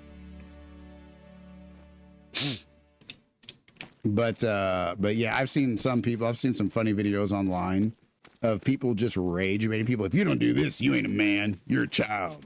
And it'll be like the most arbitrary, stupid stuff. And I'm like, you definitely gotta have some sort of philosophical, logical, you know, real art. So I do believe these things have reason and purpose sometimes, but when they're sitting there like, I draw the line at this, you are a child if you don't do this, you are not a man if you don't do this, you know. First it was iron, then it was copper, then it was PVC, now it's PEX. Okay. I didn't even know you could roll. I mean, you can't roll any of those others, obviously, but I didn't know that they made a pipe that you could roll up. But I saw one the other day, and it was satire, or at least people were calling it satire, but the dude, I kid you not, he sold it so hard and so well and so real that this dude actually felt some degree of this. This dude actually felt this way to some degree. This guy said, if you don't drink your coffee with a little bit of dirt in it, you ain't no man.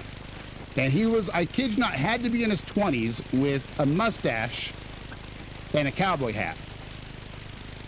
No, there's nothing wrong with that, but you know, you could see that the dude is like, had an old man look to him that was not natural. Like it was kind of forced looking. It didn't, and I'm not saying that it's all forced looking, but you could tell he was going for something, not just was something. He was going for something, right? Actually, you can roll up copper, just have to have the right tool for it so you don't kink it. Wow.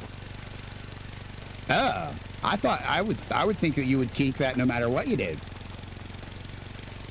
But anyway, that's wild. This dude was like, if you don't drink your coffee black, you're not a man. And I'm like, that is a really, if you stop and look back at the argumentation behind that, that is like, wow, nobody's a man. Because that same argumentation could be applied to how you eat your effing food. Think about that one for a second. And say, but the way he was going on about it was like, if you he's like, I like a little grit in my coffee. He's like, I'm a man. I like a little bit of dirt in my coffee. And he was talking with the most forced man accent you ever seen on a dude who was clearly, yeah, people were saying it was satire, but the way the dude was acting about it on this podcast looking video was like, I don't think that was actually all satire. I seen another dude, and this one is very popular. People get offended about this one, right? And there are some of them that I subscribe to. The idea of like, you know, your wife shouldn't, like, a lot of men naturally, when they feel protective over their wives, they'll want to be facing the door, right? So if they're sleeping, they'll want to be the closest one to the door, or at least the one facing the door, right? Or somehow, right? If you're in a restaurant, they'll want to be the man. If you're on a date with your wife, they'll want to be the one facing the door, right? So if one of you is going to have their back to the entrance, it's going to be the woman, right? And, you know, after those things got in my head, I started doing them just because I have that actual anxiety about it. I'm like, okay, if somebody walks in going crazy, or if something's going on, I want to see it, you know? Just like whenever we walk up the stairs to my apartment, like 99.9999999% of the time, you see us walking up this stairs to the apartment, I'll wait and let my kids and wife go up first. That way I'm the one at the bottom of the stairs.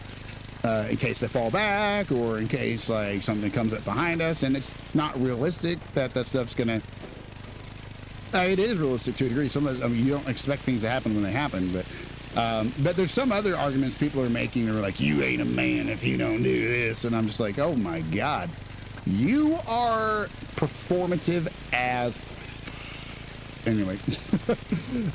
Because doing these things naturally, because you just feel that way about your family, that's how you should come across these things, or that's why you should do these things. You shouldn't do it to be a man, you know. If you're doing anything to be a man, even if it's something you think you should do, then you're performing to be a man. And you really just need to work on yourself if you have any problems in your life. It's crazy. I always sit at a restaurant facing the doorway to get in with my back to a solid wall because that's my PTSD. When I go someplace with my wife, I usually follow up to 2-3 places behind her because I'm busy watching everything around her to make sure everything's safe. Yeah, and I have that, like, after learning to fight, not at all to the degree you have, I'm sure, but I'm not saying I feel as much of that or the same way about it, but I have those feelings of I gotta watch out, or, you know, I don't feel like I'm walking around anxious like something's about to happen. I just feel out of place, or I feel kind of like something's not right if I don't do those things with a lot of those actions. But here's one thing though: if somebody doesn't do those things, it doesn't make them not a man. It means they're not consciously aware, right? And you might not need to be, right? Like, you might not need to be in some things. The argumentation behind it is a little. There is some disputable aspects to some of this, you know, and so. When people are like, if you don't drink your coffee black, you're not a man. I'm like, okay, let's talk about that.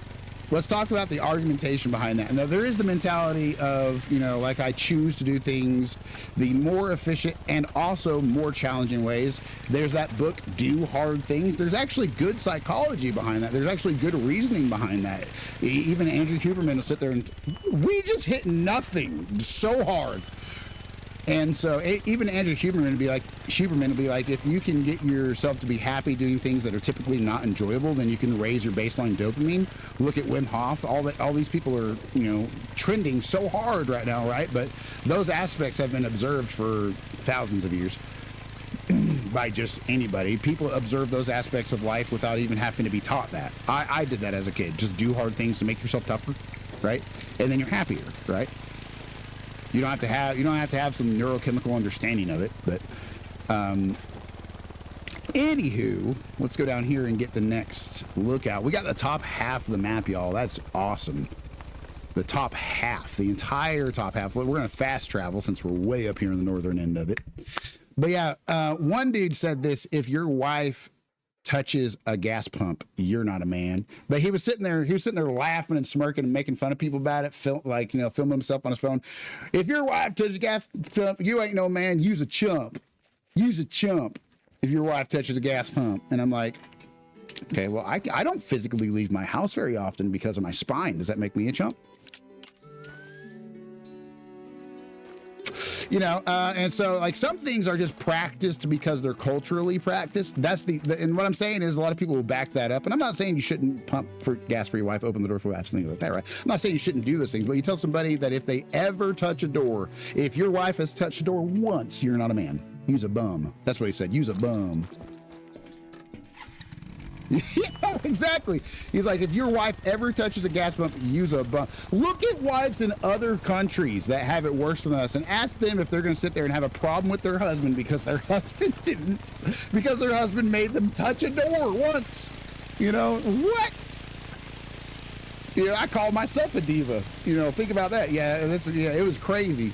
And so I think doing things for your wife, here's one thing, if you guys ever read up on some of this psychology, this is going to offend a lot of people, I'm sure. There is this thing called red pill theory. Now, hold on, before you write me off, okay? Yes, there's a lot of people who are red pill theorists who are misogynists.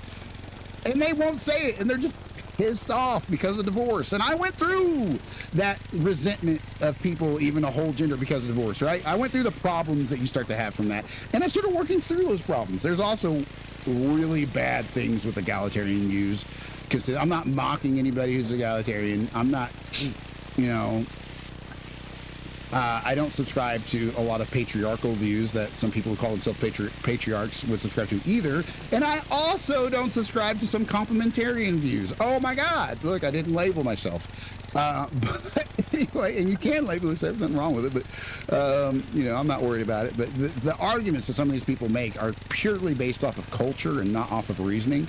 So when that dude was laughing, saying, use a bum, and he didn't say you're a bum, he said, use a bum. He's trying to look all cool and act all cool and smile and smirk and laugh and mock at people. I'm like, dude, you sir, are 10 times more the person I don't want to be than some dude who let his wife pump gas, you know.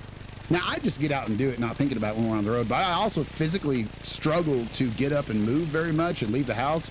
I can, but it's chronic pain. It's a chronic pain diagnosis. Y'all have a screwed up spine. and not a little bit of one. Most people are not alive at this point in my journey. And I'm not trying to say that to brag, but most people 5-6 months into this, it's been 4 years, learned how to live with it to a degree. You know, medical help has helped with some things. A lot of it was, I'm not trying to sit there and have too much of a real moment with you guys, but I have been balled up on the ground crying, and that's something psychologically that men will never be viewed the same as. They'll never be viewed the same after you see a man cry. Psychologically, if you're a woman, a child, a daughter, a wife, even another man, when you see a man cry, there's this psychological effect that you're like, because you view your dad as invincible, right? Think about the way you felt about your dad when you were like a 6-year-old kid and he picked you up.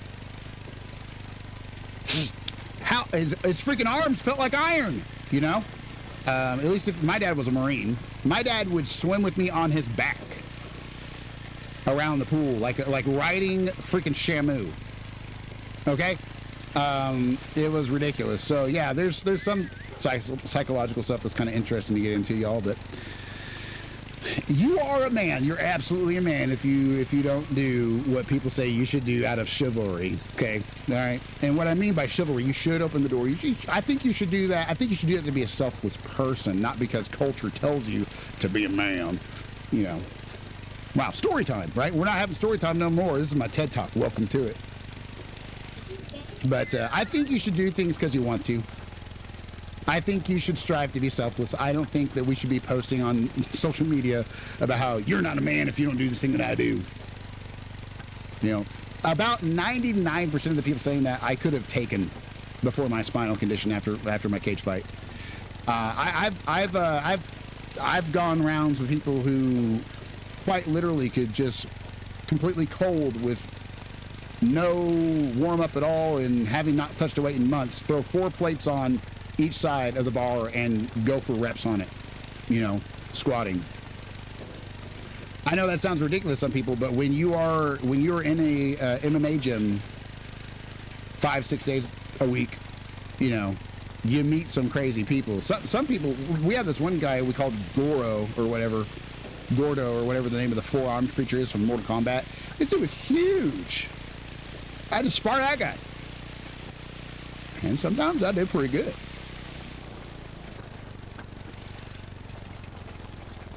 When you're in a small gym with not a lot of people, you don't get to pick your weight class. I'd spar people who are way, way smaller. I mean, I've sparred people like 130 pounds soaking wet as dudes, right?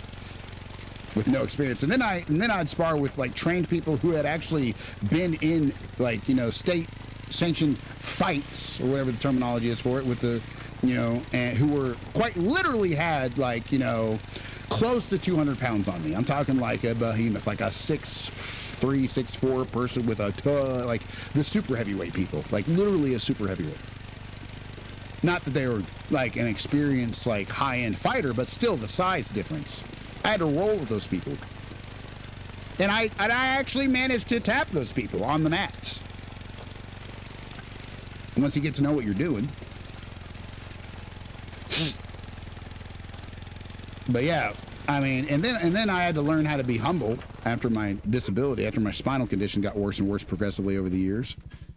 And there's that pride, right? There's that pride I was talking about earlier.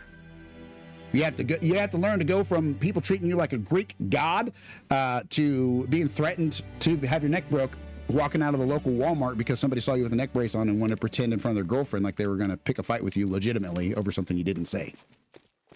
Kid you not, this guy had his freaking short skirt girlfriend hugging up on the back of his body while he's sitting there on his crotch rocket threatening to break my neck because of some random thing. He pulled around the back of the vehicle, waited till my brother-in-law was putting the shopping cart away and was a good like 60 to 100 feet away from me, and then pulled around after having walked his bike over there quietly and started his bike up and said, "I parked there because I wanted to, bitch," and started threatening to mess my neck up and stuff like that because he saw me wearing a neck brace. I walked out the door right next to that same guy, didn't say a thing about him. He said, shut up, bitch, and I kid you not, guys, I was packing. Didn't even pull it out of my pocket. And if you can't do that, then you shouldn't carry a weapon of any kind. of any kind. But I was legally practicing my right of self-defense, and trust me, there's actually a reason to at times. You know, that guy could have killed me with his hands if he wanted to, for no reason. For no reason. And believe it or not, when you walk around with a neck brace on, people pick on you more. Oh my God, right?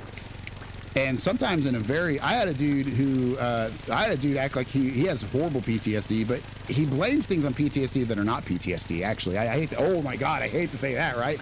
This dude, if you knew him, he is a piece of, you know, you can have experience in the military and still be a crappy person after. He does nothing but like worship himself and brag about how he's fasting and he's so close to God. He goes around telling people how close he is to God and how he's better than everybody, right? And he's the alpha wolf. And then started crap talking me and acting like the biggest safety concern and bully to me because I'm no longer a fighter due to my spinal condition. And he does go around acting better than everybody.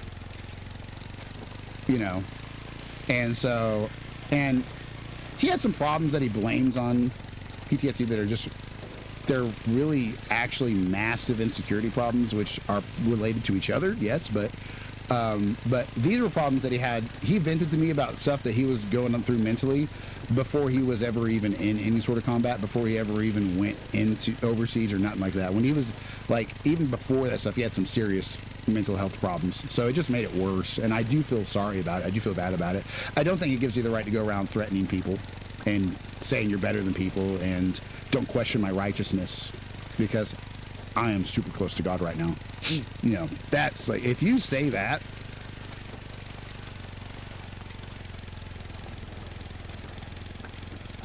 yeah, false humility. But story time.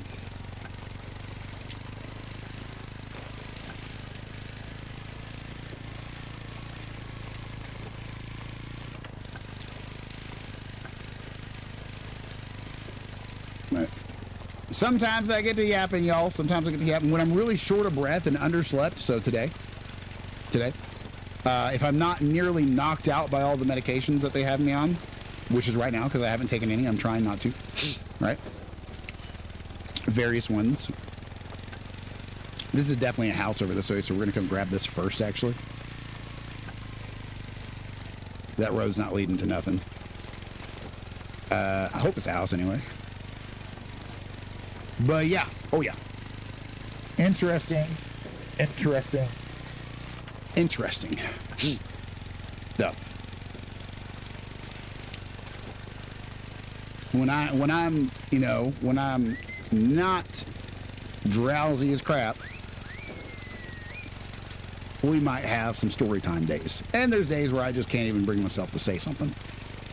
Just kind of depends on how close I am to. Ugh.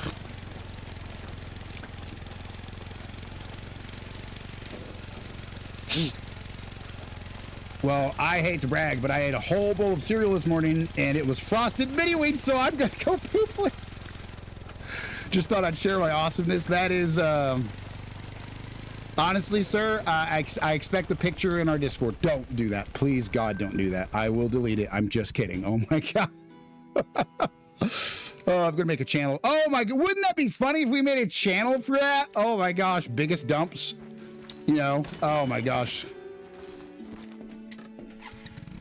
Have a Biggest Loser channel right next to it in the same category for taking the before and after picture of how pregnant you looked before. Just kidding. How many outposts are at this freaking map? There are so many. They're very close to each other.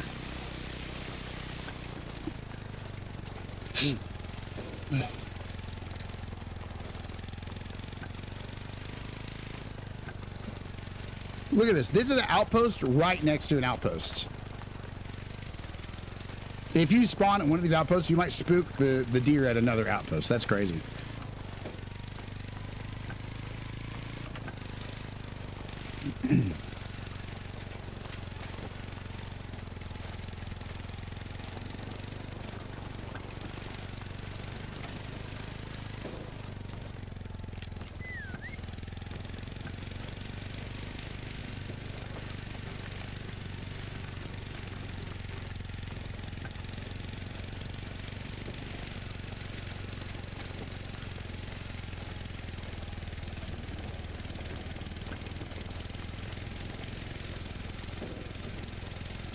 Speaking to wish my buddy got put on GLP-1s because I kept walking up next to him, speaking of, and rubbing his stomach and saying, "Hey, little mama, how's the baby doing?"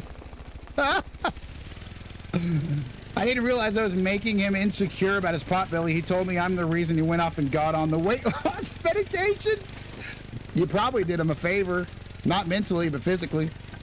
If it was that bad, he might actually benefit from it. I will say I'm not getting on GLP-1s. I've gained 40 pounds since meeting my wife.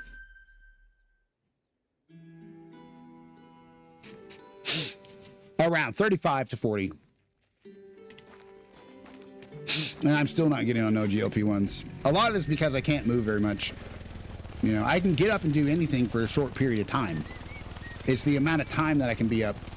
Even sitting up in this chair starts to get me after a good while.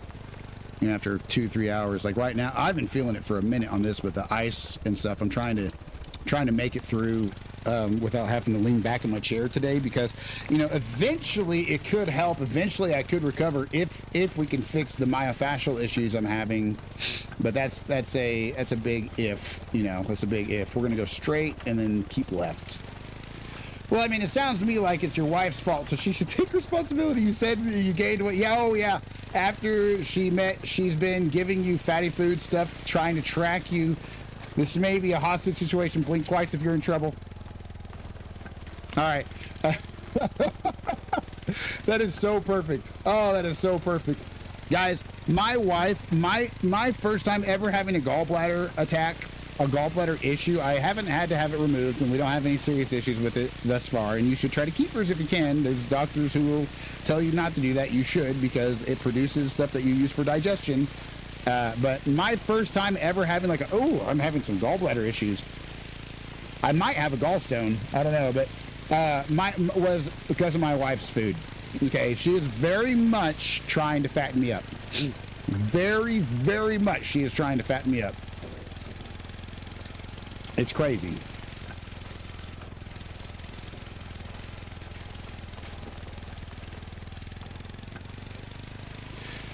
I got on a deviled egg kick. And my wife will make deviled eggs that nobody could say no to. Oh my gosh. If you don't like deviled eggs, it's because you haven't had good enough ones. If you like boiled eggs and you don't like deviled eggs, you're wrong. Okay? If you like boiled eggs, but you think that you don't like deviled eggs, you haven't found somebody who makes good enough deviled eggs. The right kind. Because there's variety in your deviled eggs as well. Okay? All right? So I implore you, if you think that you don't like deviled eggs, but you eat boiled eggs, go find somebody else to make you deviled eggs. Google a recipe. You don't know what you're missing. Because I thought I hated them too, and I will go buy some deviled eggs that other people say are good as far as store-bought deviled eggs go. Right? We can go to like Homeland or something, and they'll make them in store. And even then, with the paprika on top, it looks perfect, and it's like, oh my God, nothing compared to my wife's deviled eggs. Some people add too much mustard into that crap. Then I personally prefer a little relish in mine. Yes, relish, yes.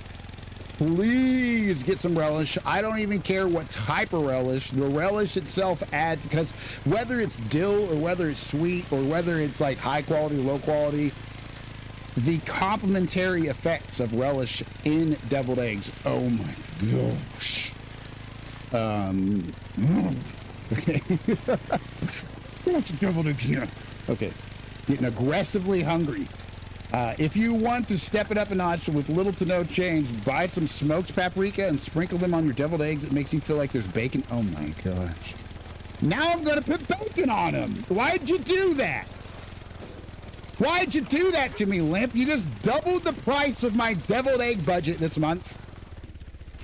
Now I'm going to have to buy actual bacon, high quality, thick cut, maple smoked, juicy bacon, not bacon bits. And then I'm going to have to chop it up into some really good bacon bits and then top or mix my deviled eggs with bacon and high quality. Oh, smoked paprika is so much cheaper than actual bacon. I'm going to use both. I'm going to top it with both. And then it's going to be like this hickory smoked barbecue version of a deviled egg with some high quality dill, like garlic dill pickles chopped up into relish. Oh my gosh. Guys, if you are like me, you need to look for cheap little awesome hacks to your food life at Walmart. Okay, I promise you, there are things at your local Walmart that you are not buying that are amazing. And they're only still on the shelves because the few people who know about it keep coming back. All right. For example, first of all, pickles. Okay. And I will say this, if you got the money, BF Doom's pickles are the best pickles I have ever had in my life. Shout out to BF Doom TV, y'all. I will say, you know, because it has to be, it's not anything he can do about it. The shipping is a cost, you know. And so, but it's very well worth it. Very well worth it, you know, depending on your budget and location. You know, if you have the, you know, it's not worth for anybody if you just don't have the spending money to spend, right? But if you have some money to spend and you're looking for a good food purchase, oh my gosh, go to BFD Doom. BFD Doom TV's channel. Shout out to anybody who can give him a shout. I don't know if we have any moderators on the channel. Limp, can I make you a moderator? Can I please make you a moderator? You don't have to do any moderation if you don't want to, but, you know, I would love for you to have that power, that ultimate power. You can say no, and it's not going to bother me in the slightest, bro, if you don't want to. All right, let's see here. I'm just making that. Don't do the shout out. Don't feel like I'm trying to somehow hook you into having to help me with things at all. I'm just putting you there in case you ever want it. In case you ever are just there and something happens that you feel like doing. But I'm going to shout out BF Doom right now after I shout out. There we go. And then username. How do you spell Gank's channel and Doom's channel verbatim? Limpid X. Boom. Shout out. Who wants a shout out right now? All right. Gank. Spank. Is it 72? Let's try that. Does it work? Okay. I have to wait a minute and 48 seconds. So hold on. Guys, BF Doom TV, guys. Best pickles on the planet. Best pickles on the planet. Catch him live if you want to order some of them, or hit him up on Discord, I guess. But yeah, guys, if you want to increase the quality of your life very well, look for the stuff at Walmart that you're not looking for. You can make some ramen by getting some miso soup packets, some actual ramen noodles from like the Oriental section of food, right? Oriental food section. And then boil some eggs, make you some barbecue chicken of your own. Oh my gosh, it's so good. Why didn't it work? That's weird. Do I have to do something different to make it work that way? I'm so sorry, Limp. I have no idea why it didn't work. Oh, you have to set that up. Oh, okay, all right, my bad. I didn't know you have to set that up that way. I just do the slash shout out on Twitch, but don't worry about that. I'm gonna get that fixed. I thought I did have that set up. I don't know. It's weird. I use the same bot now that Gank uses, I'm pretty sure, unless he switched. So I should be able to set it up.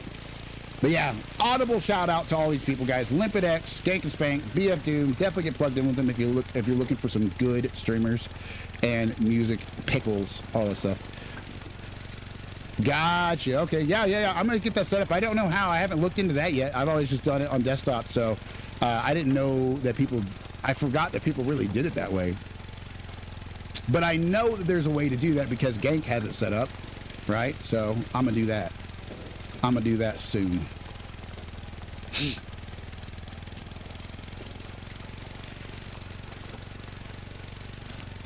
Yeah, it's a bit difficult to shout out. Oh yeah, I already read that down. Oh, I hope in and can get a recipe. Yes, sir, you do. What's going on, JV? How you doing, man? We're getting set up for our first ever grind ever. So right now, today was our first day even hopping on Cuatro Colinas. We bought it to do our first ever grind, starting with the hardest grind first. Oh gosh. Roe deer. We're starting with roe deer, so we're in the process of getting things set up for that. It's going to be quite a while to set them up, but we're talking and hanging out and talking about food.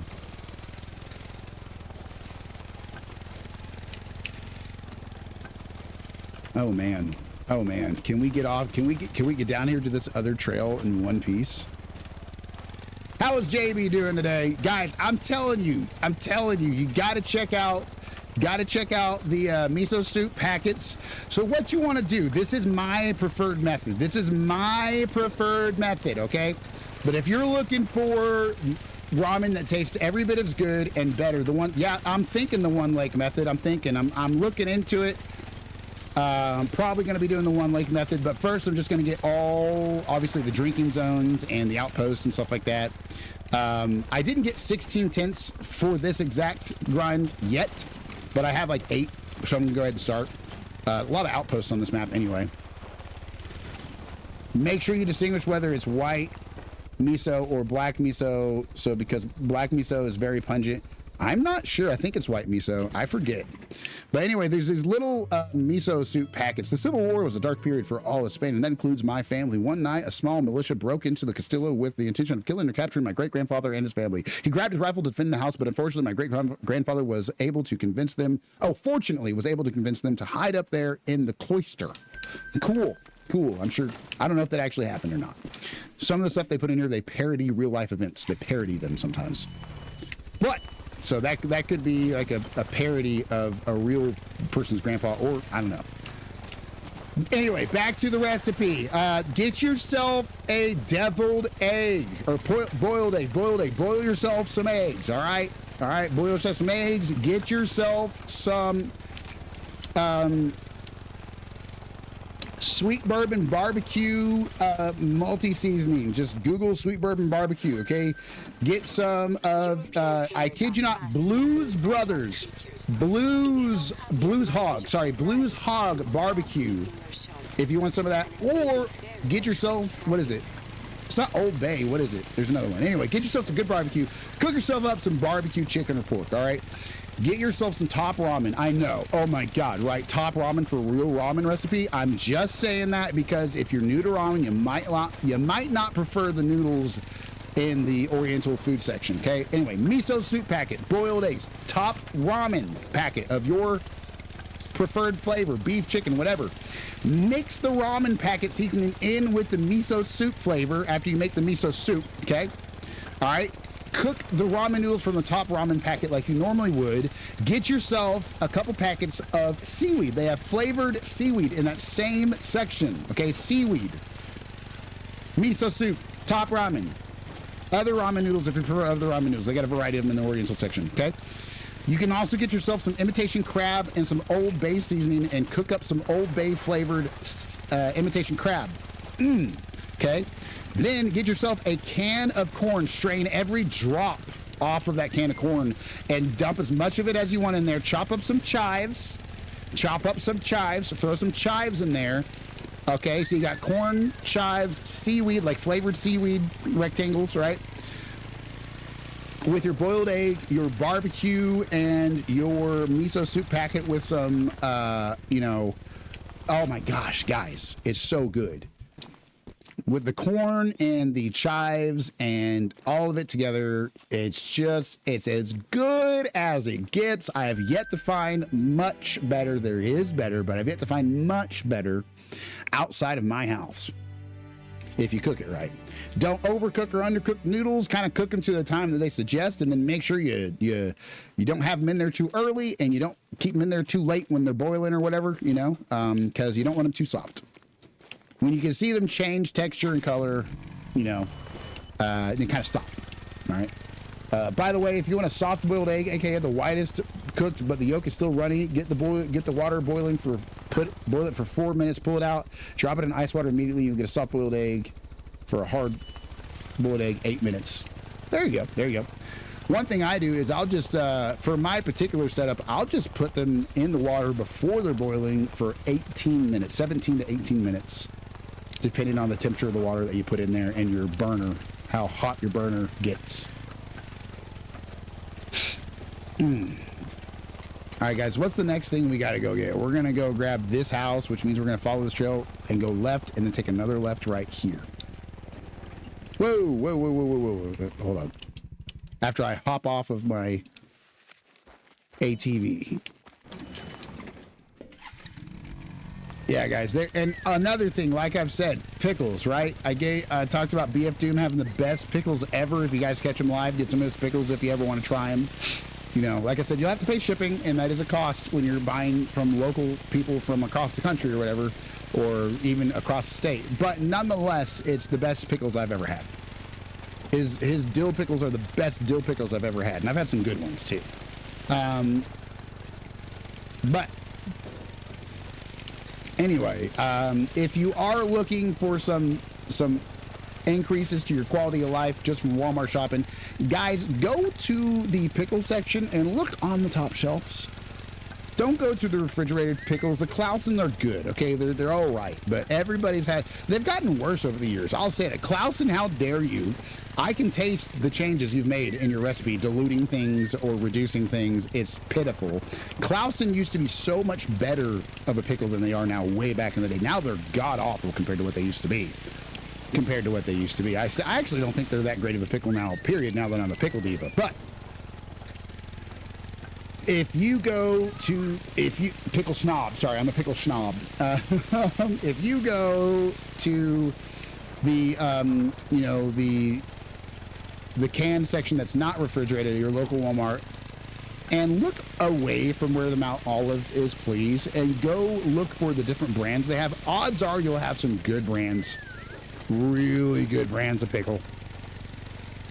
And it might be more expensive. It might be like $10 for a jar of pickles, you know, or more, depending on your state's economy. But for me, I can get like the top quality pickles for like around $10.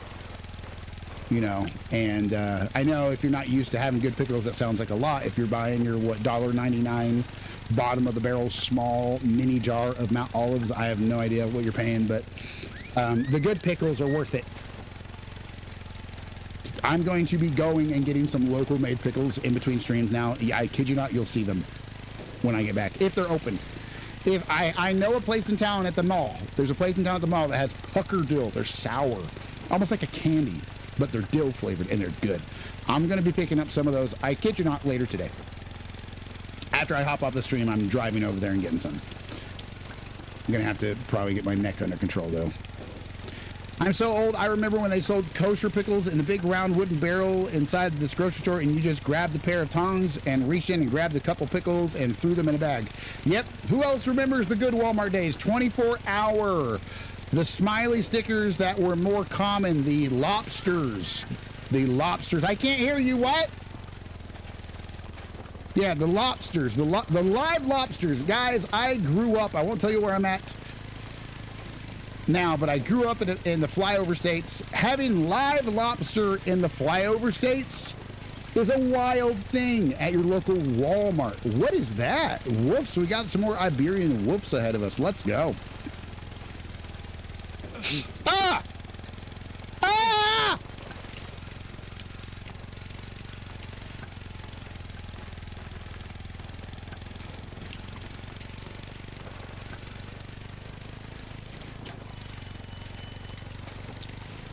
But you know what section I really miss a lot? The pet section. You guys remember how the pet section used to be at Walmart? You know the amount of different pets you could go look at in their prime? The variety of little aquarium pets that you could look at. I gotta take this off before I do any damage to the tissue in my neck. Ugh.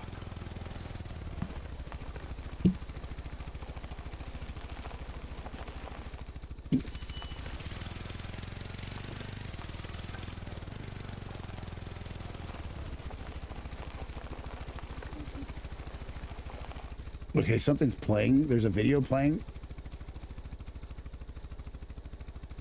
Okay, there's a video playing on my pooper. Tetris, betas, guppies, goldfish, you name it, Walmart had it. Dude, I loved it. Looking at the aquarium, Walmart was awesome. You know what I miss? The 24-hour Walmart. That's what I miss. Call me a conspiracy theorist. I think it's control. I'm just kidding. Anyway. What if I want to be able to go walk around and see the weird people at 3 a.m.? I'm just kidding. I'm joking.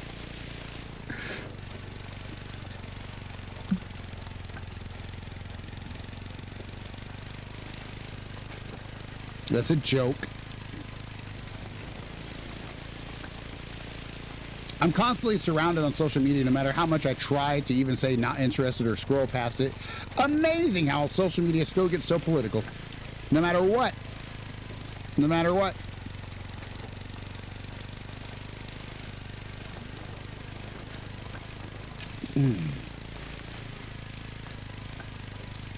I think I have like a cyst or abscess in my freaking throat. Or like the top of my like throat mouth area.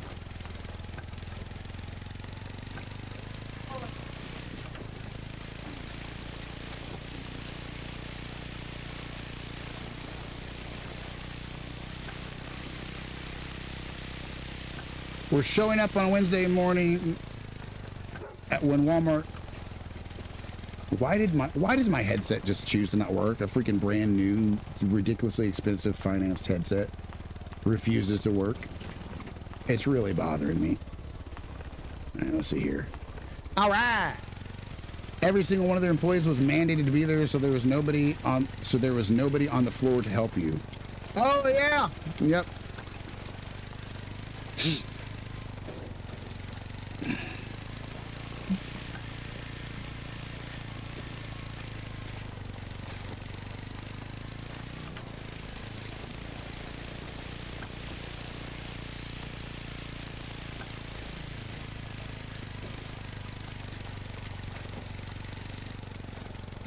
It's still not working. Okay, there we go.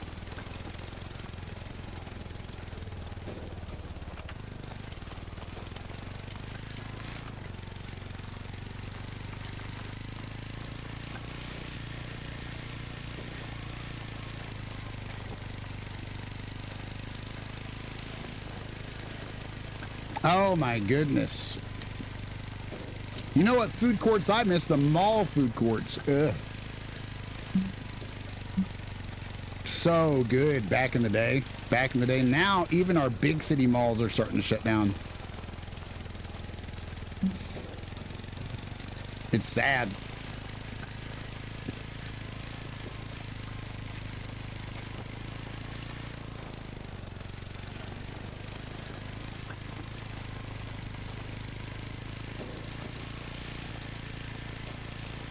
Getting some decent like variety and some decent food that you can't just find like a local place for, like a Greek food place. Oh man, there's actually multiple places around here where I can get Greek food that I didn't know about, but you know, like good Greek food though.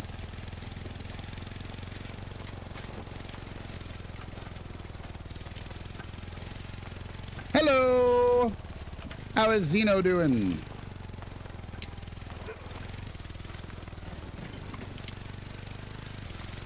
How are you doing? Welcome to Mechanic TTV. We are getting close to the end of this first stream of the day.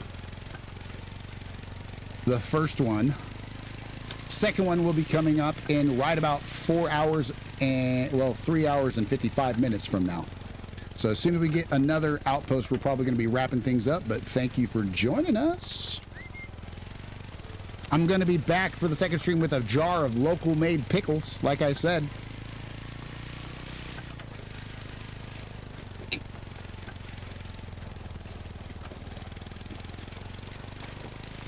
How's Zeno doing today? We have a man called the Galleria here in Alabama, Hoover to be specific. It's pretty cool. We've got decent food court. Yeah, heck yeah, heck yeah. Man, I love talking about food. Love talking about food. Guys, I have been making the best wieners. I have been taking hot dogs and doing things you would have never thought to do with hot dogs with them. I kid you not, a little bit of olive oil, a whole bunch of seasonings all together in the pan, make like a little kind of glaze thing, spice it up, fry them in it, and then throw them on some toasted buns or some heated buns with some of the most high quality Like, I mean, expensive dill pickle slices that are thinly sliced, lining the bun with some Dijon mustard, a little bit of like a sports pepper, or like one of those. They're not a banana pepper, one of the hot peppers, but they're not like that hot from like what they put in the Papa John's pizza boxes. Top it off with a little bit of garlic salt and some onions and tomatoes, maybe high quality savory salsa, like a touch of it. Oh my goodness. Guys, I'll take a freaking $3 pack of hot dogs and make something gourmet out of it. I love it.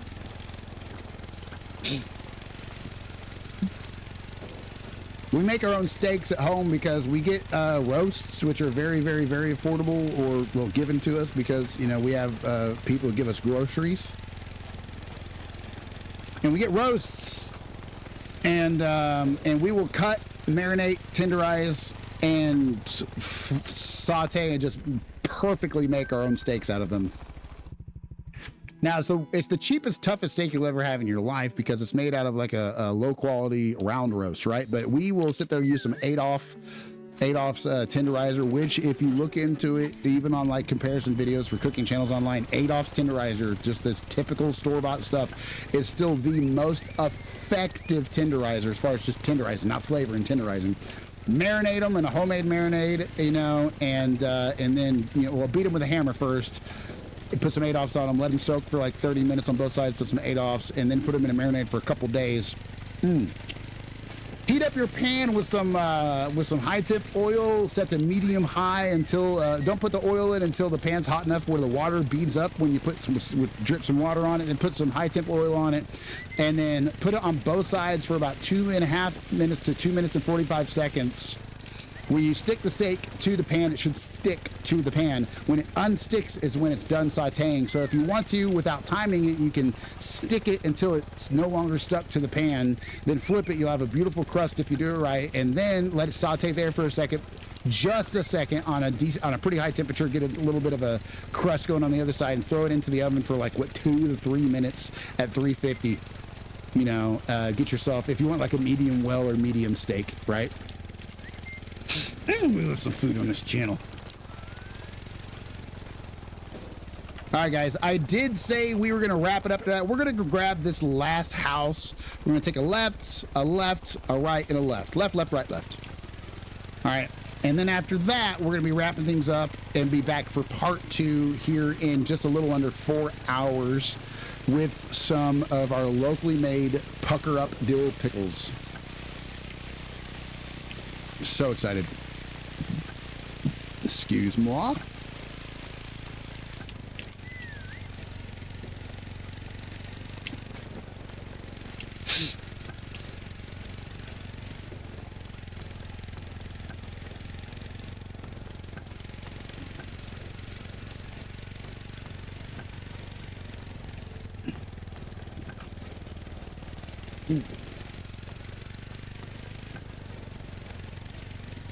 Stick with me, guys. Not much longer now. Hey, guys, for those of you who haven't seen, I am so happy I finally got my pause screen finally done since I switched streams. I had to redo everything, remake everything, and I can only do so much in a month's time with the resources that I have. But check out this new pause screen we got.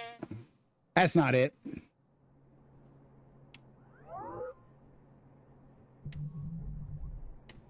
Nothing super crazy, but hey. You know, I mean, I'm happy with it. I am happy with it. I'm super happy with it. Honestly.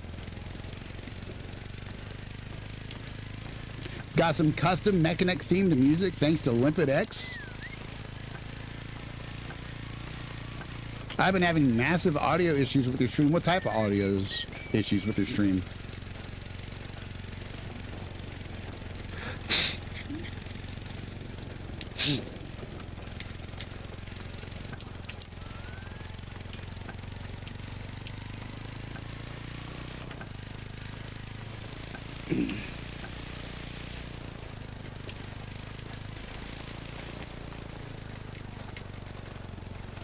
Just the audio doesn't want to go to OBS. I have to sit there and run as administrator to jump through hoops and switch it from one program to another. It's been crazy. That's weird. Your audio doesn't want to go to OBS. So you, whoop. I'm probably not the most well experienced on that because I do PC stream sometimes, or I have, but mostly I'm capture card streaming, from my Series X, my Xbox. I don't know why I don't just call it an Xbox. Not everybody probably knows. I don't know. I think everybody knows what Series X is, right? Gosh dang it, guys, we are 1,000% going to go get this other freaking outpost, too, while we're here, because there's too many of them. All right, the stream, I'm hurting. So I can sometimes stream for more hours. Sometimes I'm hurting so bad an hour in, and it's tough. That's why I schedule them for 2 hours at a time. Today, I was struggling an hour in. Last night, not so much. I don't know what's going on. We're trying to get a handle on when and how to manage the pain, but sometimes it's just not working with me, and sometimes I need to lay back and change my screen because I look up, I have neck support pillows, and I look up at an elevated screen, but sometimes it's hard to constantly lift my arms to do that because when your spine's messed up, everything is messed up, right? So like lifting my arms, holding my arms up really hurts, so it makes it even more painful even just to lift them for a little bit. The more I lift them, the more it hurts. I'm kind of procrastinating doing it at my own expense, I guess, but I'm not trying to be a baby. I'm just trying to let you guys know why I can't always. Sometimes I might be able to do 4 or 5 hours. Sometimes I can't. But I really don't want the second stream of the day to be nothing but driving on an ATV like this one was. I want this to be a one-off type of thing, that way I don't got to worry about, people suspecting that this is a usual thing. It's not.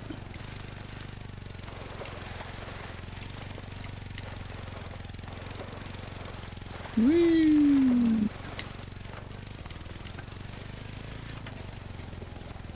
I'm willing to bet there's a house here, here, here, here. Like, there's so many houses. I don't think I'm going to be able to get all of them. I think that's going to be asking a bit much, but, I can at least get 1 or 2 more. And then the second stream will probably be driving for a good portion of it at first, and then we'll be done with the driving. We'll be setting up for everything else after that. A lot of it's going to be scouting. We're not going to be killing any road deer until we're done discovering drink zones.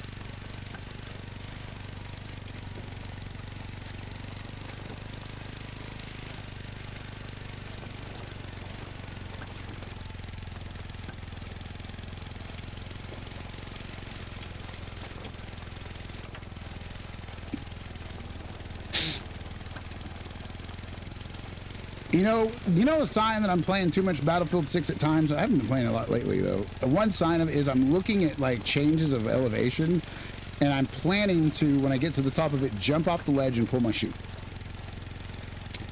It's not going to work. It's not going to work in this game.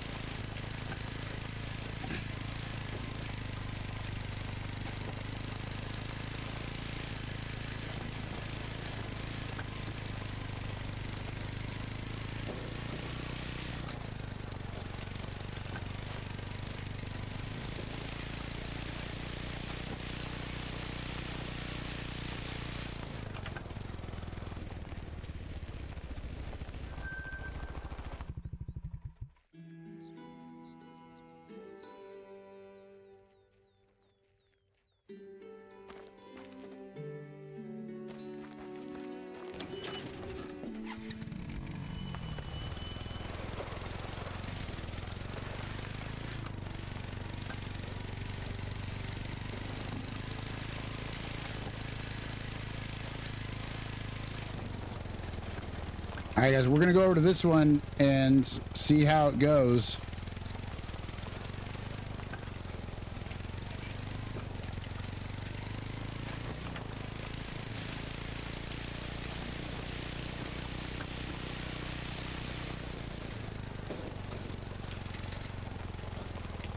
We got quite a bit of the map done for having just hopped on it this first time.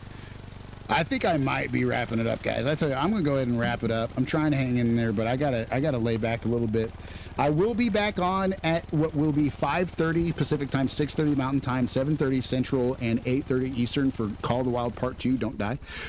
So thank you guys so much for hanging out with me. I had a particularly fun time. It's been great talking with you guys. Zeno, so much. Thank you so much for joining us and joining us in the chat.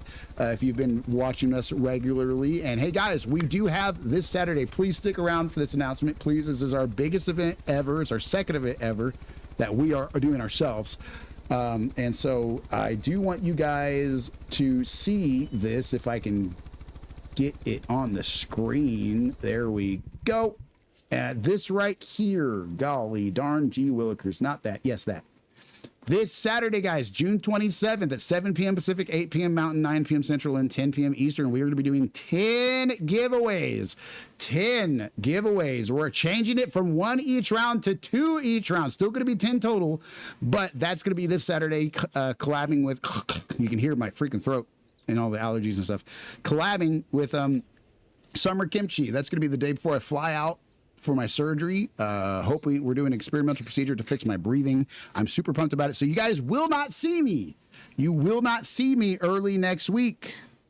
I may not even see you Wednesday or Thursday of next week. So we're going to try and celebrate, getting fixed while also building the channel as much as possible before we're off for a little bit. So that way things go, in the process. I will stream from my phone, just saying hi to you guys while we're in Ohio, recovering from the surgery and whatnot. But, because we're not going to be gaming, we're going to try and send off with a really big giveaway and stuff. And I'm super, super, super pumped about it. So let me see here. Let me get this fixed up real quick. I'm going to put it on the screen one more time. Hopefully it works. Yep, that right there. $25 giveaways, guys, at the end of each and every round. So stick around, guys, for that, and come around, I guess, for that. See you on Saturday for that. But until later today, here in about 3.5 hours or so, 3 hours, 45 minutes, 4 hours, a little bit less than 4 hours, I'll catch you guys on for part 2.